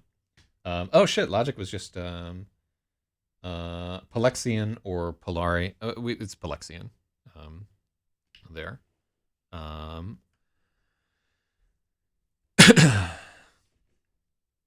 And so this is just like, it's a little clunky, in all honesty, right there, but I like it. So Jack of Trades finally got a hold of that breakfast. Good for him. Did you go out and get a fucking McDouble or some shit like that, or did you actually make breakfast? Let me see. The traces linger. It's Mandarin. I informed him.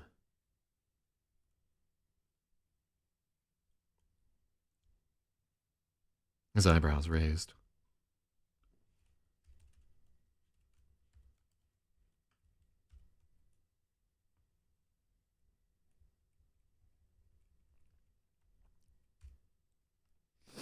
Heaven brings forth innumerable things to nurture man. Man has nothing good with which to recompense heaven. Kill, kill, kill, kill, kill, kill, I translated. Was that Mao? Pirate guessed. Close enough. Yeah, close.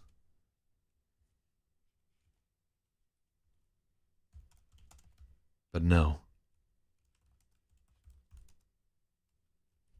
The author's name was Yellow Tiger. He led a bloody peasant revolt. He had that poem inscribed on a monument to murder called the 7 Kill Steel. They said he would cut off the feet of women and burn them in great piles he called heavenly candles. It's probably all exaggerated. Nothing from that era can be trusted. What's changed? The pirate joked. Instead of laughing, I searched his eyes. Was he starting to crack? What if he lost his faith? Until now, the thought of escape had been impossible. The pirate had done it before. With the drills weakening, did we have a chance? What happened after the Natasha? I asked, not letting myself get too carried away. Pirate could still roll on me. Okay. So, my fridge is currently empty, and we got a platter from Jack in the Box. Sorry, Polari is gay slang. So the 7 Kill Steel, or Kill Steel, is a real thing, and Yellow Tiger was like a real terrible motherfucker.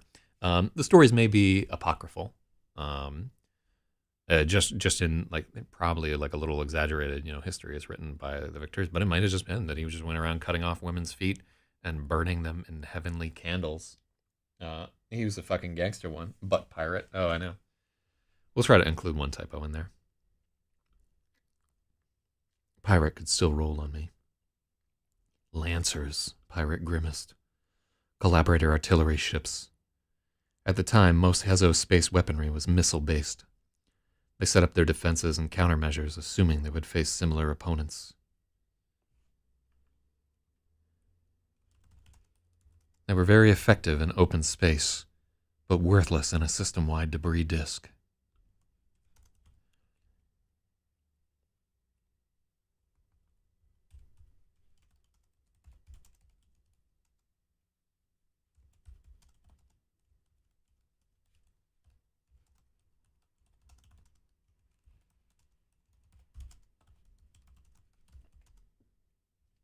Missile-based is indeed... Boom. Hell yeah.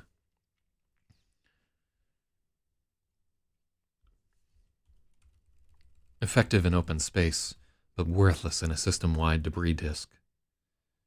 That didn't matter until the Natasha, because the Clavs weren't shooting back.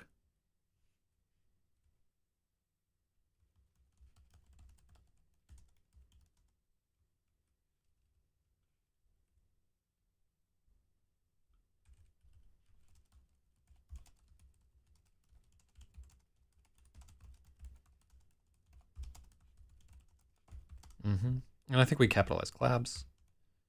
Collaborators.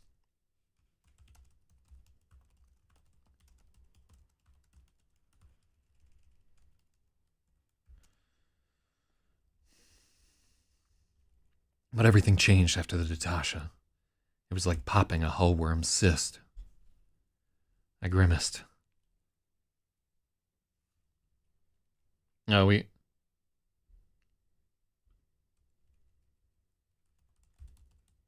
Whispered. I grimaced. That's one of those experiences you never forget.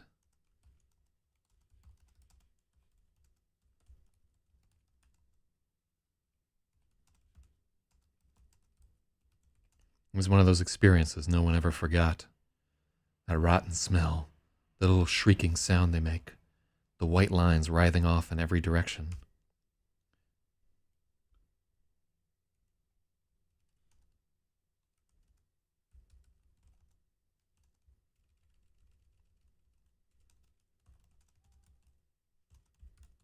Pirate was watching me very closely.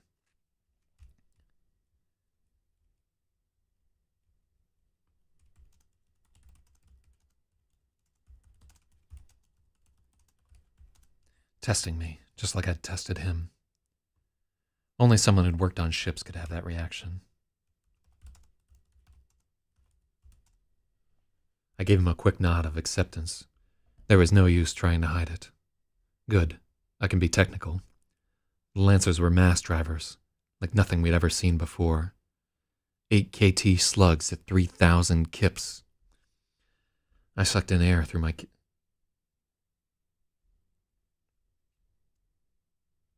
So if we did...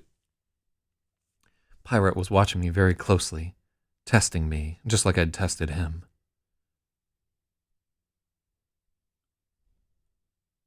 I don't think we need just. Testing me like I'd tested him. I like that a little bit better.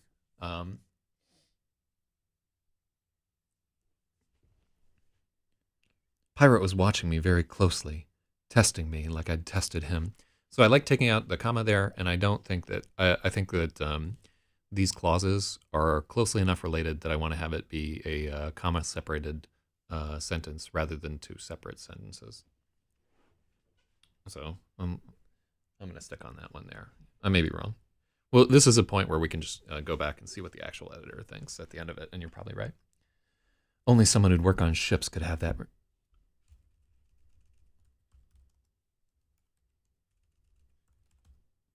Only someone who'd worked on ships would have that reaction.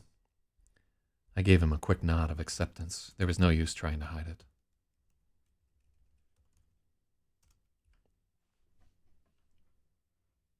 And just because of the... Oh, good change? Yeah, I think it improves it, actually. And calling my attention to it gets you a point. Look at that, you're 4 ahead. Damn. Flying high. The Lancers were mass drivers, like nothing we'd ever seen before. 8 KT slugs at 3,000 kips. Kilometers per second is what we're saying there. I sucked in air through my teeth as I calculated.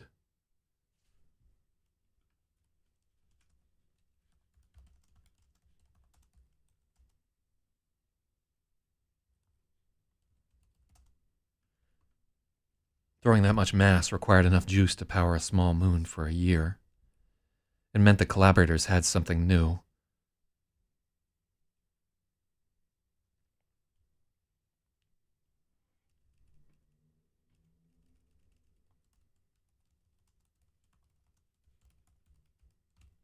It meant the collaborators had discovered something groundbreaking, an entirely new kind of reactor or one hell of a battery. It tracked with XEROS' story of the Titan Forge.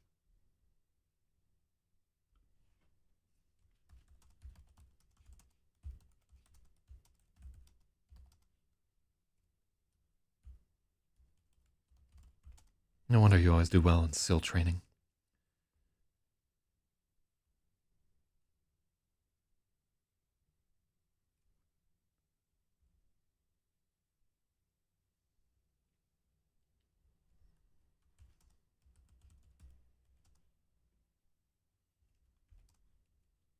I figured. Good, I can be technical. Okay, so Pirate would already like suspect that he had potentially worked on ships before, as a result of like how well he's doing in silhouette training, right? Like him knowing everything backwards and fucking forwards for no reason. But I don't want to get into that because we're doing other confirmation of like a lot of this like, right here. We're like trying to confirm the reality of other sections within the story right here. Um, it's a hell of a shot, I ventured. All of our interceptors, point defense arrays, chaff, and flares. It was all worthless.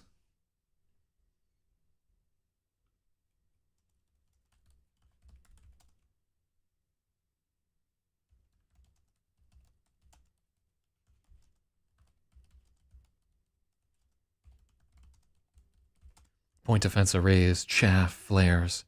Nothing worked. You can't shoot something like that down. And we couldn't retaliate. We couldn't retaliate.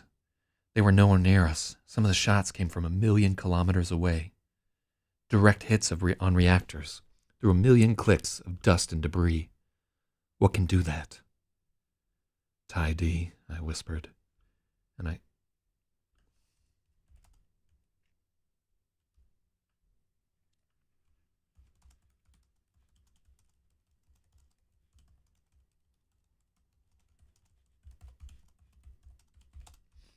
Tai D, I whispered. So Tai Di in Chinese is, and keep in mind, like every time I say in Chinese, this is somebody who understands like zero fucking Chinese. Every instance that you see in the book where I have some Chinese word, it's subject to change when we get somebody who actually understands colloquial Chinese in here to just be like, nah, it doesn't make any fucking sense. And all the accent marks are missing also, and will probably be missing in the other one.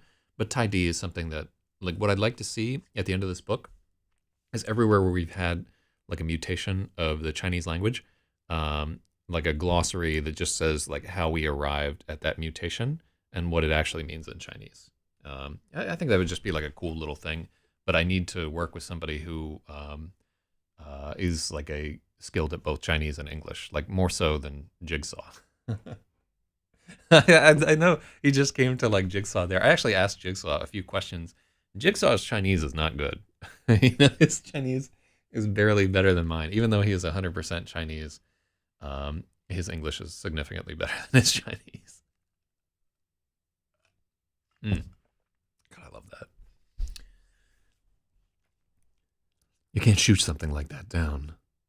We couldn't retaliate. The claps were nowhere near us. Some of the shots came from 1,000,000 kilometers away. Direct hits on reactors through 1,000,000 clicks of dust and debris. What can do that?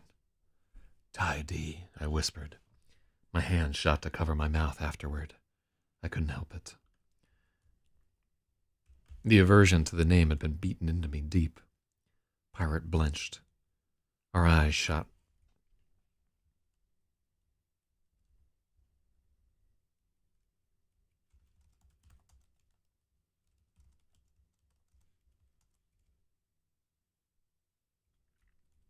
We've done enough of the eyes shooting to the door of the barracks. Like it's understood that they're worried.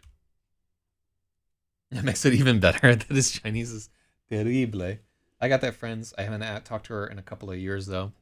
This is one where we may actually have to pay like a I know uh I know like one really amazing fucking translator, but we're not good friends, and I don't know if he would do this favor for me. He would potent. Nah, I think he's too busy to get involved with it right there. But I know a few people. There are a few people who probably speak Chinese in my writers group, so I may be able to float a favor. I'm just trying to think of how many. God, the worst part of it too is that like I've dated so many Chinese girls over the past 7 or 8 years, like literally, like probably like 20 or 30 of them, and I just never do well with Chinese women. There's just some component of me that does not fit super well with them, and I don't think that there's one where I could be like, hey, can I ask this big favor or whatever. Not one of them has kept in contact with me. Like some of the women I date, like they are friends, and I wish them well and so forth. But eating vegan and blenching 400 pounds every day. I like that he blenches here.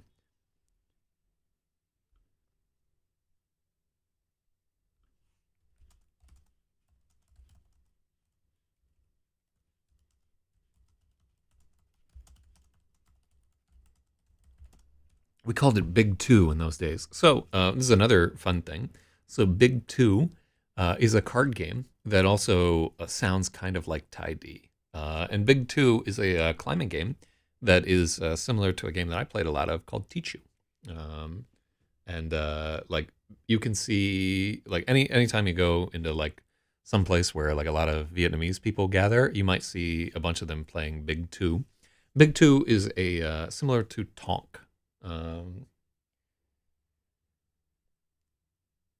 my Chinese language contact is originally Iranian, but from my hometown. We went to school together, and she's dynamite in the sack. Well, put her in touch with me, young man. I'm not too proud to beg. uh, I like the just his context of helping to edit these books is causing Logic to like remember all these women that like slipped out of his grasp and be like, oh, I had something there, and try to reconnect with all these women. LOL. We called it Big Two in those days, Pirate said, smoothing over my gaff when no drills burst into smoothing over the gaff.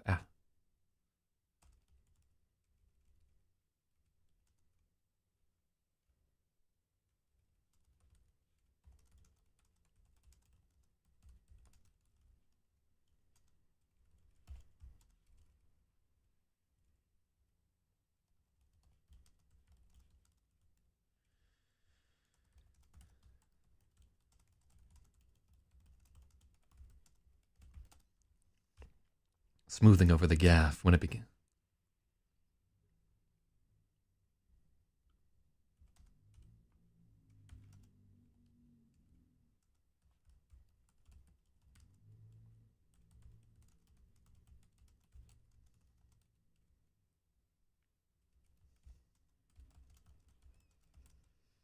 I half expected drills to break down the door.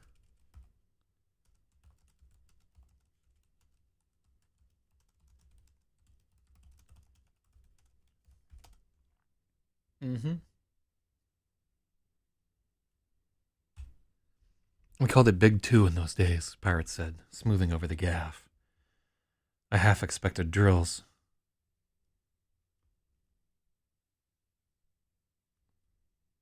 Here, let's.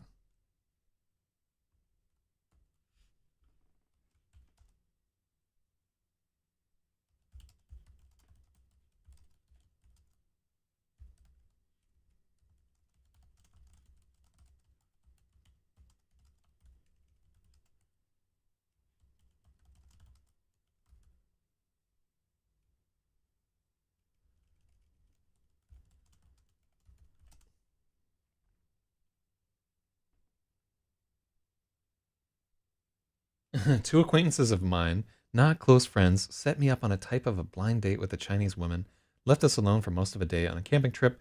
Pretty awkward. They didn't know I was gay. She spoke full on Chinese and was very nice. Oh, that's so painful. Oh, oh, that hurts so bad. I've actually like a bunch of Chinese women have actually invited me to go camping for whatever reason, but it's always camping in the context of they're surrounded by like seven or eight other people, right? And there's no way in hell that I'm gonna go on a camping trip with people that I don't know, where you're just like there's no way to get away from those people. It's not like you can just bounce and go back to your apartment. Um, I just like, oh, no fucking way. Um, and the other part of it is like her expectation. This was one like at the beginning of the pandemic where I was just like, yeah, how are people gonna sleep? Are there cabins? She's like, no, we're all gonna be in tents. She's like, we'll probably share a tent with two or three other people. And I was like, fuck you.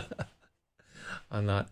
I'm like happy to sleep on my own in a bivvy out in the fucking woods or with one other person, but I'm not. I'm not gonna be in a tent with like five other people I don't fucking know. It's ridiculous.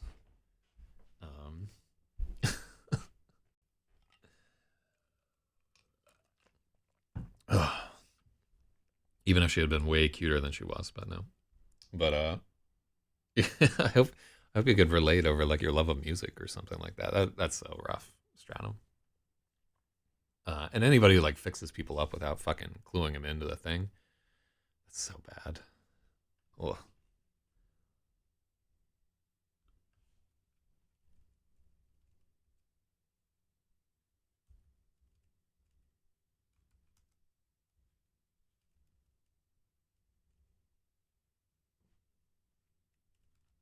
I thought I couldn't kill people, I said. I'd never heard of Tai D attacking people directly. If it could do that, why were we still alive?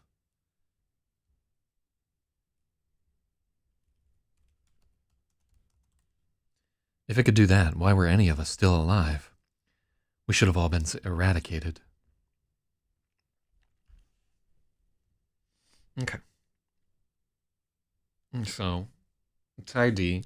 And I wonder, like, how obvious, like, what Tai D is all about is to the other people. Because we're, like, edging into our big reveal here.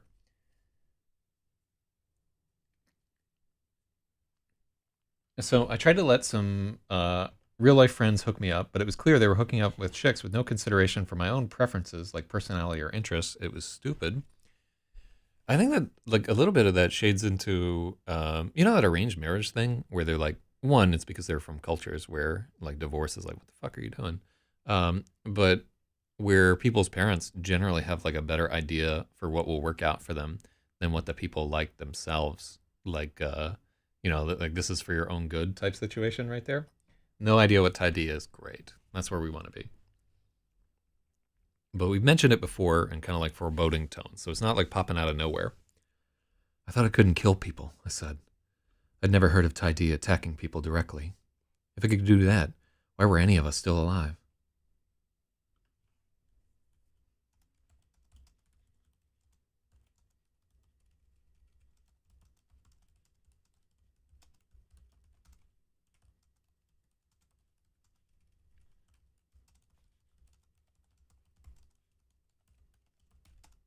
The entire Hezo should have been eradicated.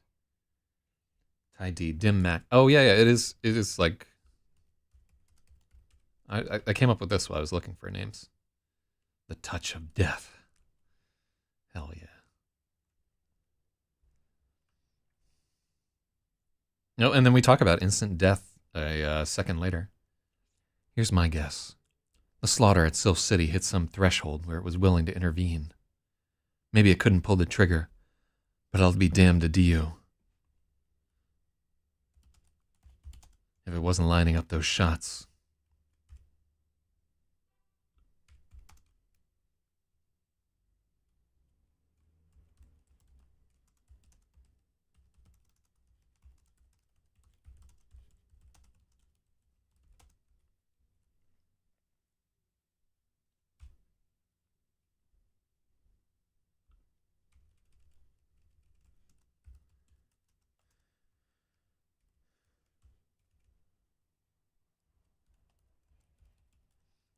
The Hezo spent generations building those fleets.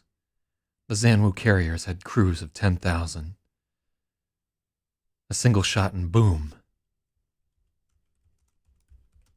Dim Mak. Instant death. Yeah, okay, let me look back over it. Here's my guess. The slaughter at Silph City hit some threshold where it was willing to intervene.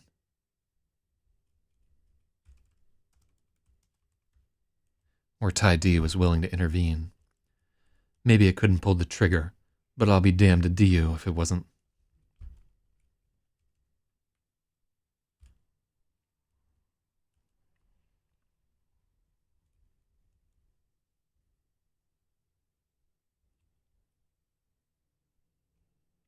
Oh yeah, this is doubled.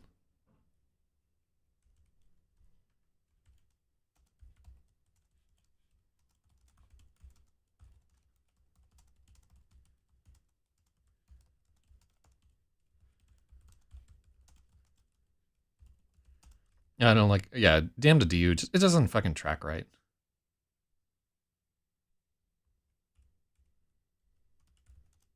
I want to have Dim Mak here.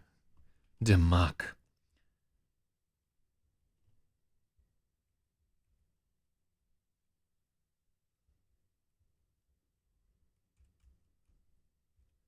The Hezo spent generations building those fleets. The Zanwu carriers had crews of 10,000. A single shot and boom, instant death. Hell yeah. So here I'm gonna give logic a point and a point for dim muck because I think that's a good suggestion to throw in there.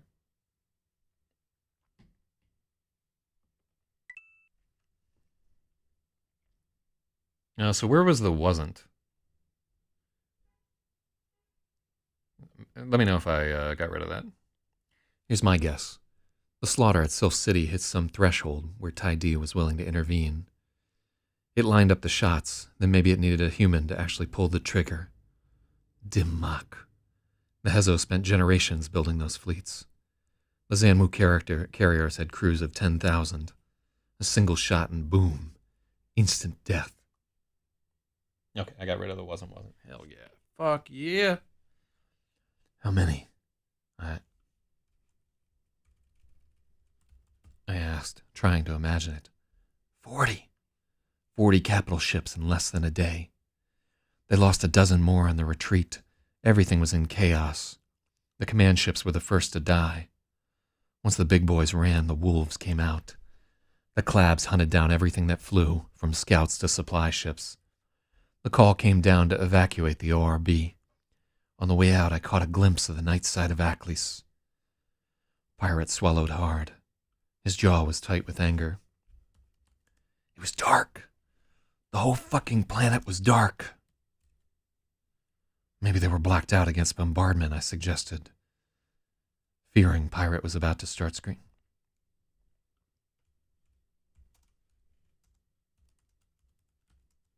I was afraid Pirate was about to start screaming, but he bit it down, angrily shaking his head.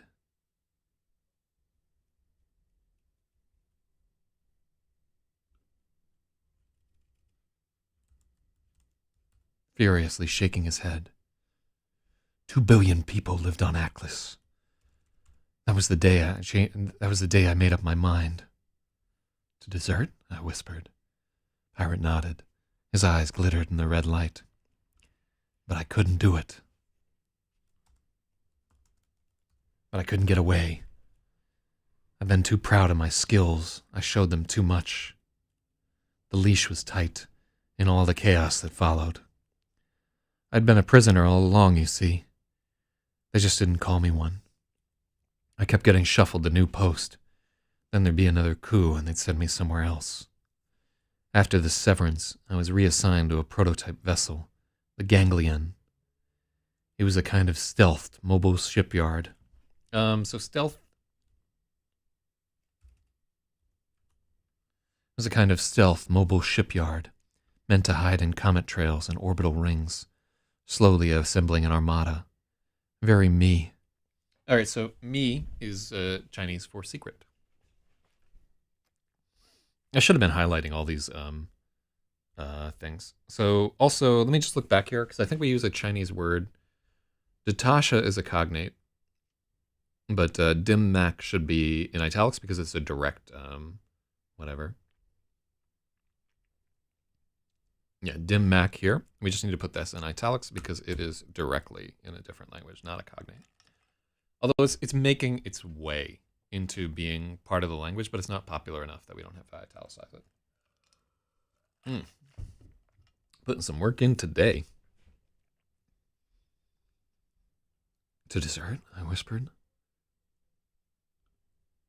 Yeah, we don't need whispering. Pirate nodded. His eyes glittered in the red light. But I couldn't get away. I'd been too proud of my skills. I showed them too much. The leash was tight in all the chaos that followed. I'd been a prisoner all along, you see. They just didn't call me one. I kept getting shuffled to new posts. Then there'd be another coup, and they'd send me somewhere else. After the severance, I was reassigned to a prototype vessel, the Ganglion. It was a kind of stealth mobile shipyard, meant to hide in comet trails and orbital rings, slowly assembling an armada. Very me. I nodded. It sounded exactly like the kind of harebrained wunderwaff the Hezo would fund. We didn't just lose ships at Tau Ceti. It was a turning point in the Cipher War. So many deserters, so many deserted ships.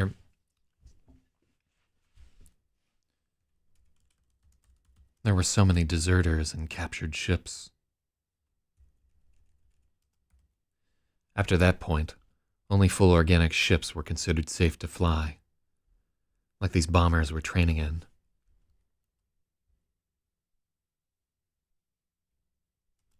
They're all meat except the hull and reactor. Are they really bombers? I asked.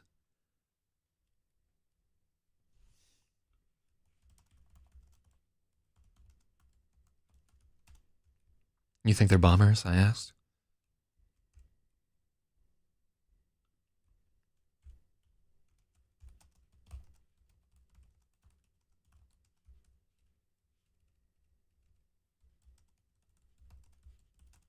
I've been wondering what our mission could be. That's what I think they are. That's what I think. Only reason...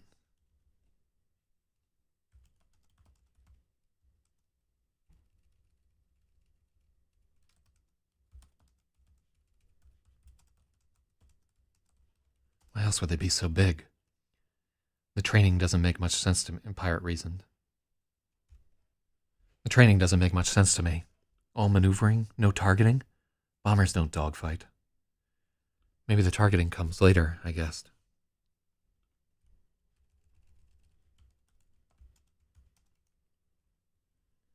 I was glad to hear I wasn't the only one who thought it was strange. Maybe. Do you remember the drills used to have radios? Pirate ventured, biting down on the words.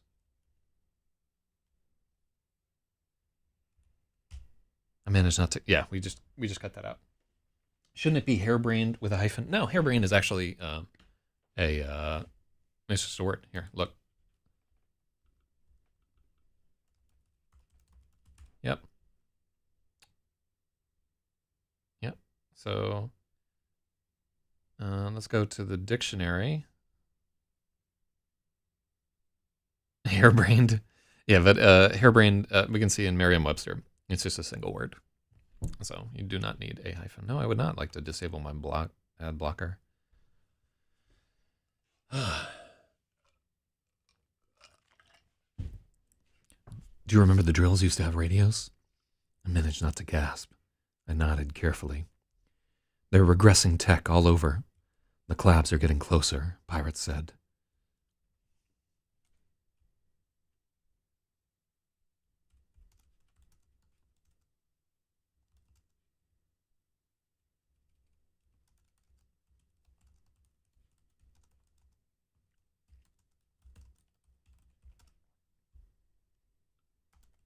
I was getting nervous again. His eyes were darting.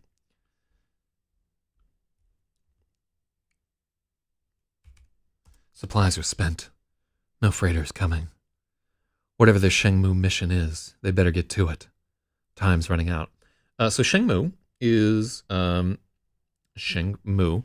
This is like a sort of Chinese Virgin Mary type situation. She's like a saint in China who was heavily suppressed by the CCP. So this is like kind of their way of saying Hail Mary. But whatever their Shengmu mission is, they better get to it. Time's running out.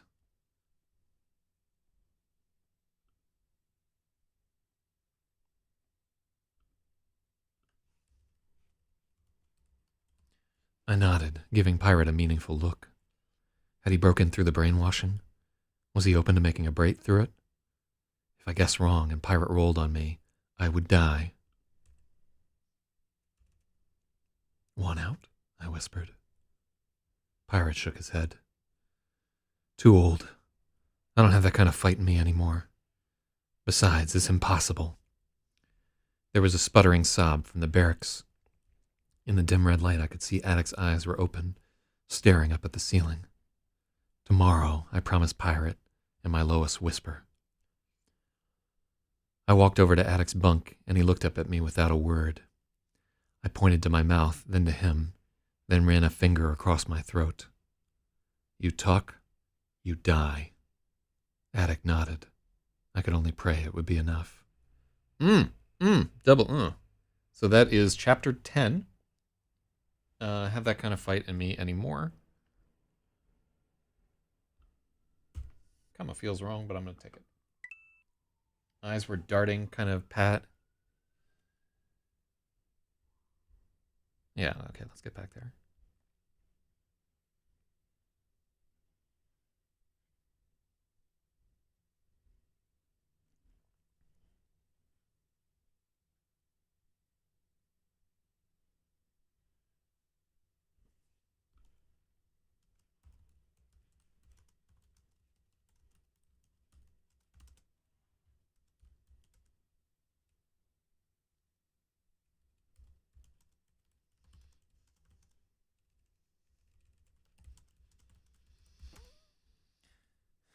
I'm just nervous.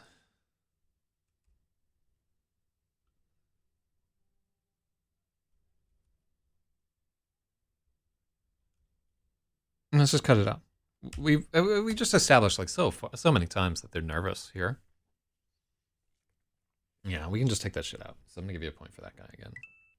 Yeah, it was really belabor the point that we're not supposed to be talking about this shit. It's clear. Yeah. So I like this too, where there's a sputtering sob from the barracks. In the red light, I could see Attic's eyes were open, staring up at the ceiling. Tomorrow, I promised. I walked over to Attic's bunk. He looked up at me without a word. Well, if it's a bunk, how's he staring at the ceiling?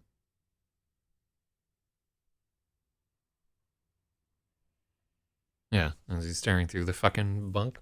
Because, I mean, the thing, are bunk beds. Why would they have fucking, yeah, so they're bunks in a barrack. That's a good point. Was Attic listening, or did he just see them?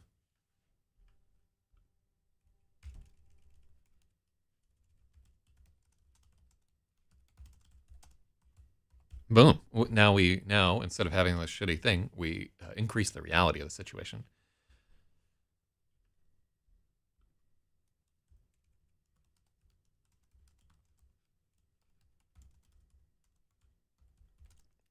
Oh, I like this.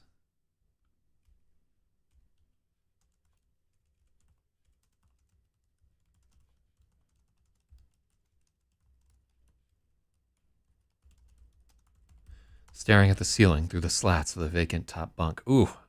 Oh. That little. Perfecto. Attic's eye. In the red light, I could see Attic's eyes were open. He was staring at the ceiling through the slats of the vacant top bunk.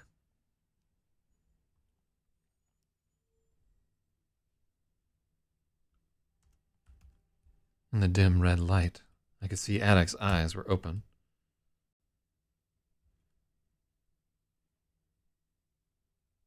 Yeah, we just probably we need to cut out some of the instances of like it's understood that it's red light. Let's check out the in the dim red light. We don't need that.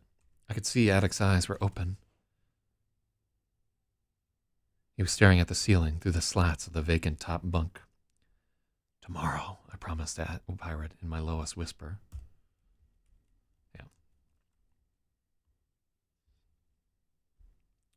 Yeah. Yeah, so I'll give you a point there because we took that out. You talk, you die. Really, really like what's happening with this chapter. So we managed to. So I like that Trader gets to skate by. I was worried that I had like put his reveal in this chapter right here, but we didn't. So notes for this chapter that I want to put in.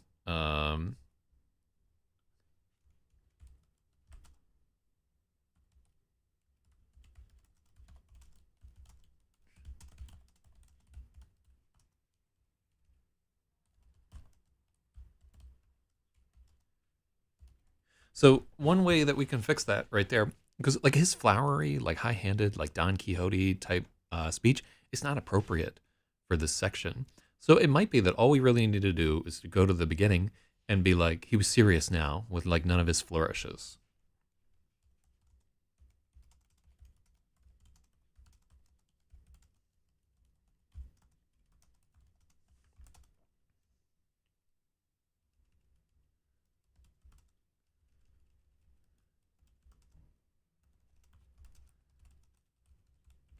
Okay, so I think that would fix the whole thing because it has to be in Pirate's voice. So we need a little bit of tuning. Um,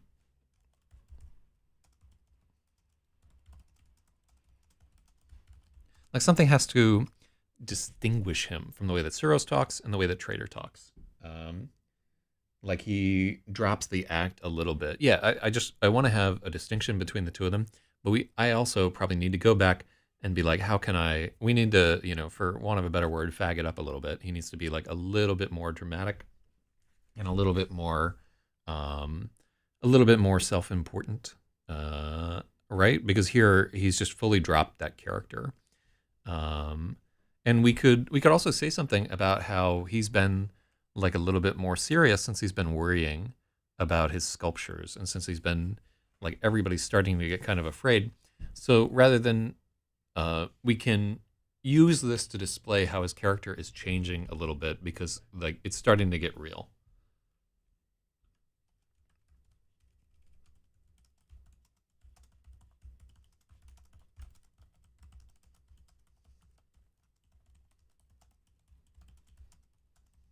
Okay.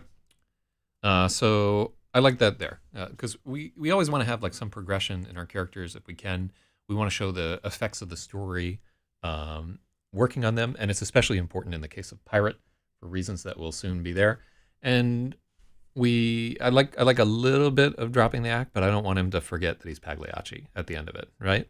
Um, and here, uh, we don't know how much Addict is hurt, and I don't think it's established anywhere in the story. I think they wonder about him a little bit, so it doesn't get into it. Like maybe we should murder this guy. Like I don't go down that road in this story.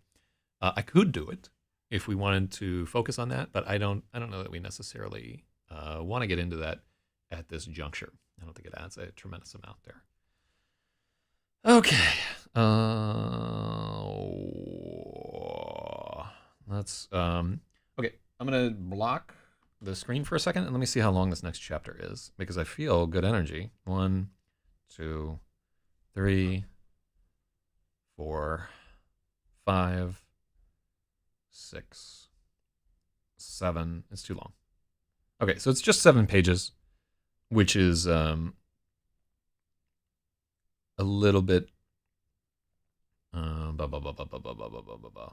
So the next chapter is called, let's go back to me, Blackout.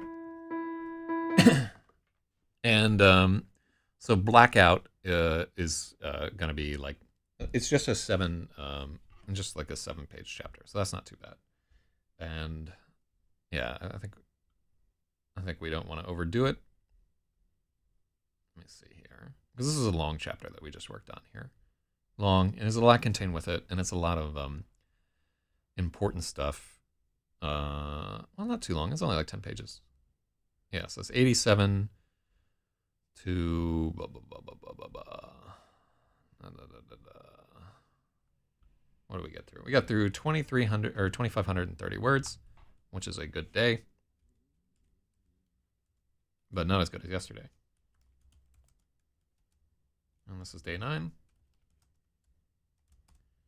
So yeah, we got more editing done yesterday, even though we were fucking around a lot yesterday. Okay, in 2 hours and 20 minutes. So feeling pretty good about where the story is going right here.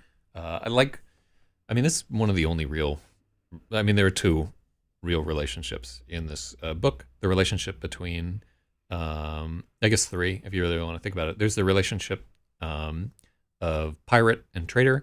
There's a relationship between Suros and Trader, and there's a Trader's relationship to himself. Right? Those are the 3 real relationships in this.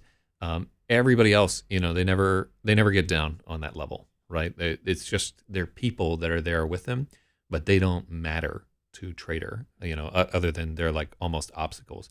Pirate and Suros are the characters that he actually relates to as human beings, and only distantly still. If you want to edit 7 more pages, I don't want to push you, but I know that you're on. But it's just the 2 of us here at this point, and I do have to go to work. The thing is, I have to go to work in like half an hour or so, and I can't get through 7 pages in an hour. I just can't. And also we want to not push so hard that we're not enjoying the process. Like because once we're done editing this book, I don't have another book to edit. So we're gonna have to wait until God, the earliest that we'll have another edit. It's probably like this summer. Maybe I can write. There are two books that I'm probably gonna write another short book, and it'll probably take till like June or July before we can even think about another edit. So we let's savor this while we can, just a little bit every day, so that we're fresh and can do a good job on it there. But yeah, great work today. Some really good edits there. Some good questions asked by Stratum. Some great suggestions by Logic that made it a stronger piece. We miss you, Spathiwa, but yeah, dropping commas, pounding colons, ready to go. And I don't know. I kept meaning to read another part of Lemon Maybe, but I think today might be the day if it's not snowing. I need to get outside. I got to go grocery shopping. A lot of shit that I got to get done here. And I'm just trying to play, like, not lapse into just playing video games all fucking day because I'm depressed. Um, it really is. After I kind of shoot my wad here, editing in the morning, I have like no enthusiasm for other stuff in the rest of the day because I like already done the thing that I most want to do, and like nothing else quite satisfies like that. Which is, I think it's a fair trade for getting to do something that you just love doing every morning and feeling like totally happy and fulfilled. But the rest of my life is a pale shadow in comparison right there. It may just be that I'm bummed out because I'm not getting enough exercise and it's like snowy and shitty here. But yeah, it's at the end of the day for Logic, so I can just go to sleep the comma sleep of the just, and wake up fully refreshed, knowing that he's done made the world like a slightly better place. All right, I'll look up that woman, and I forget why I was supposed to talk to this lady. Does she speak Chinese or something? I don't know. But yeah, and I'll continue trying to find a Chinese woman to like teach me piano and translate my works into Chinese. Um, and yeah, that'll be the day. Have a good Tuesday, everybody. Done great work today, and the week is promising. We're almost halfway through the story. We are like 3 pages. We're 2 pages away from being halfway through our edit, and it's only been 9 days. And I expected this to take 30 days. So doing great work. All right, everybody.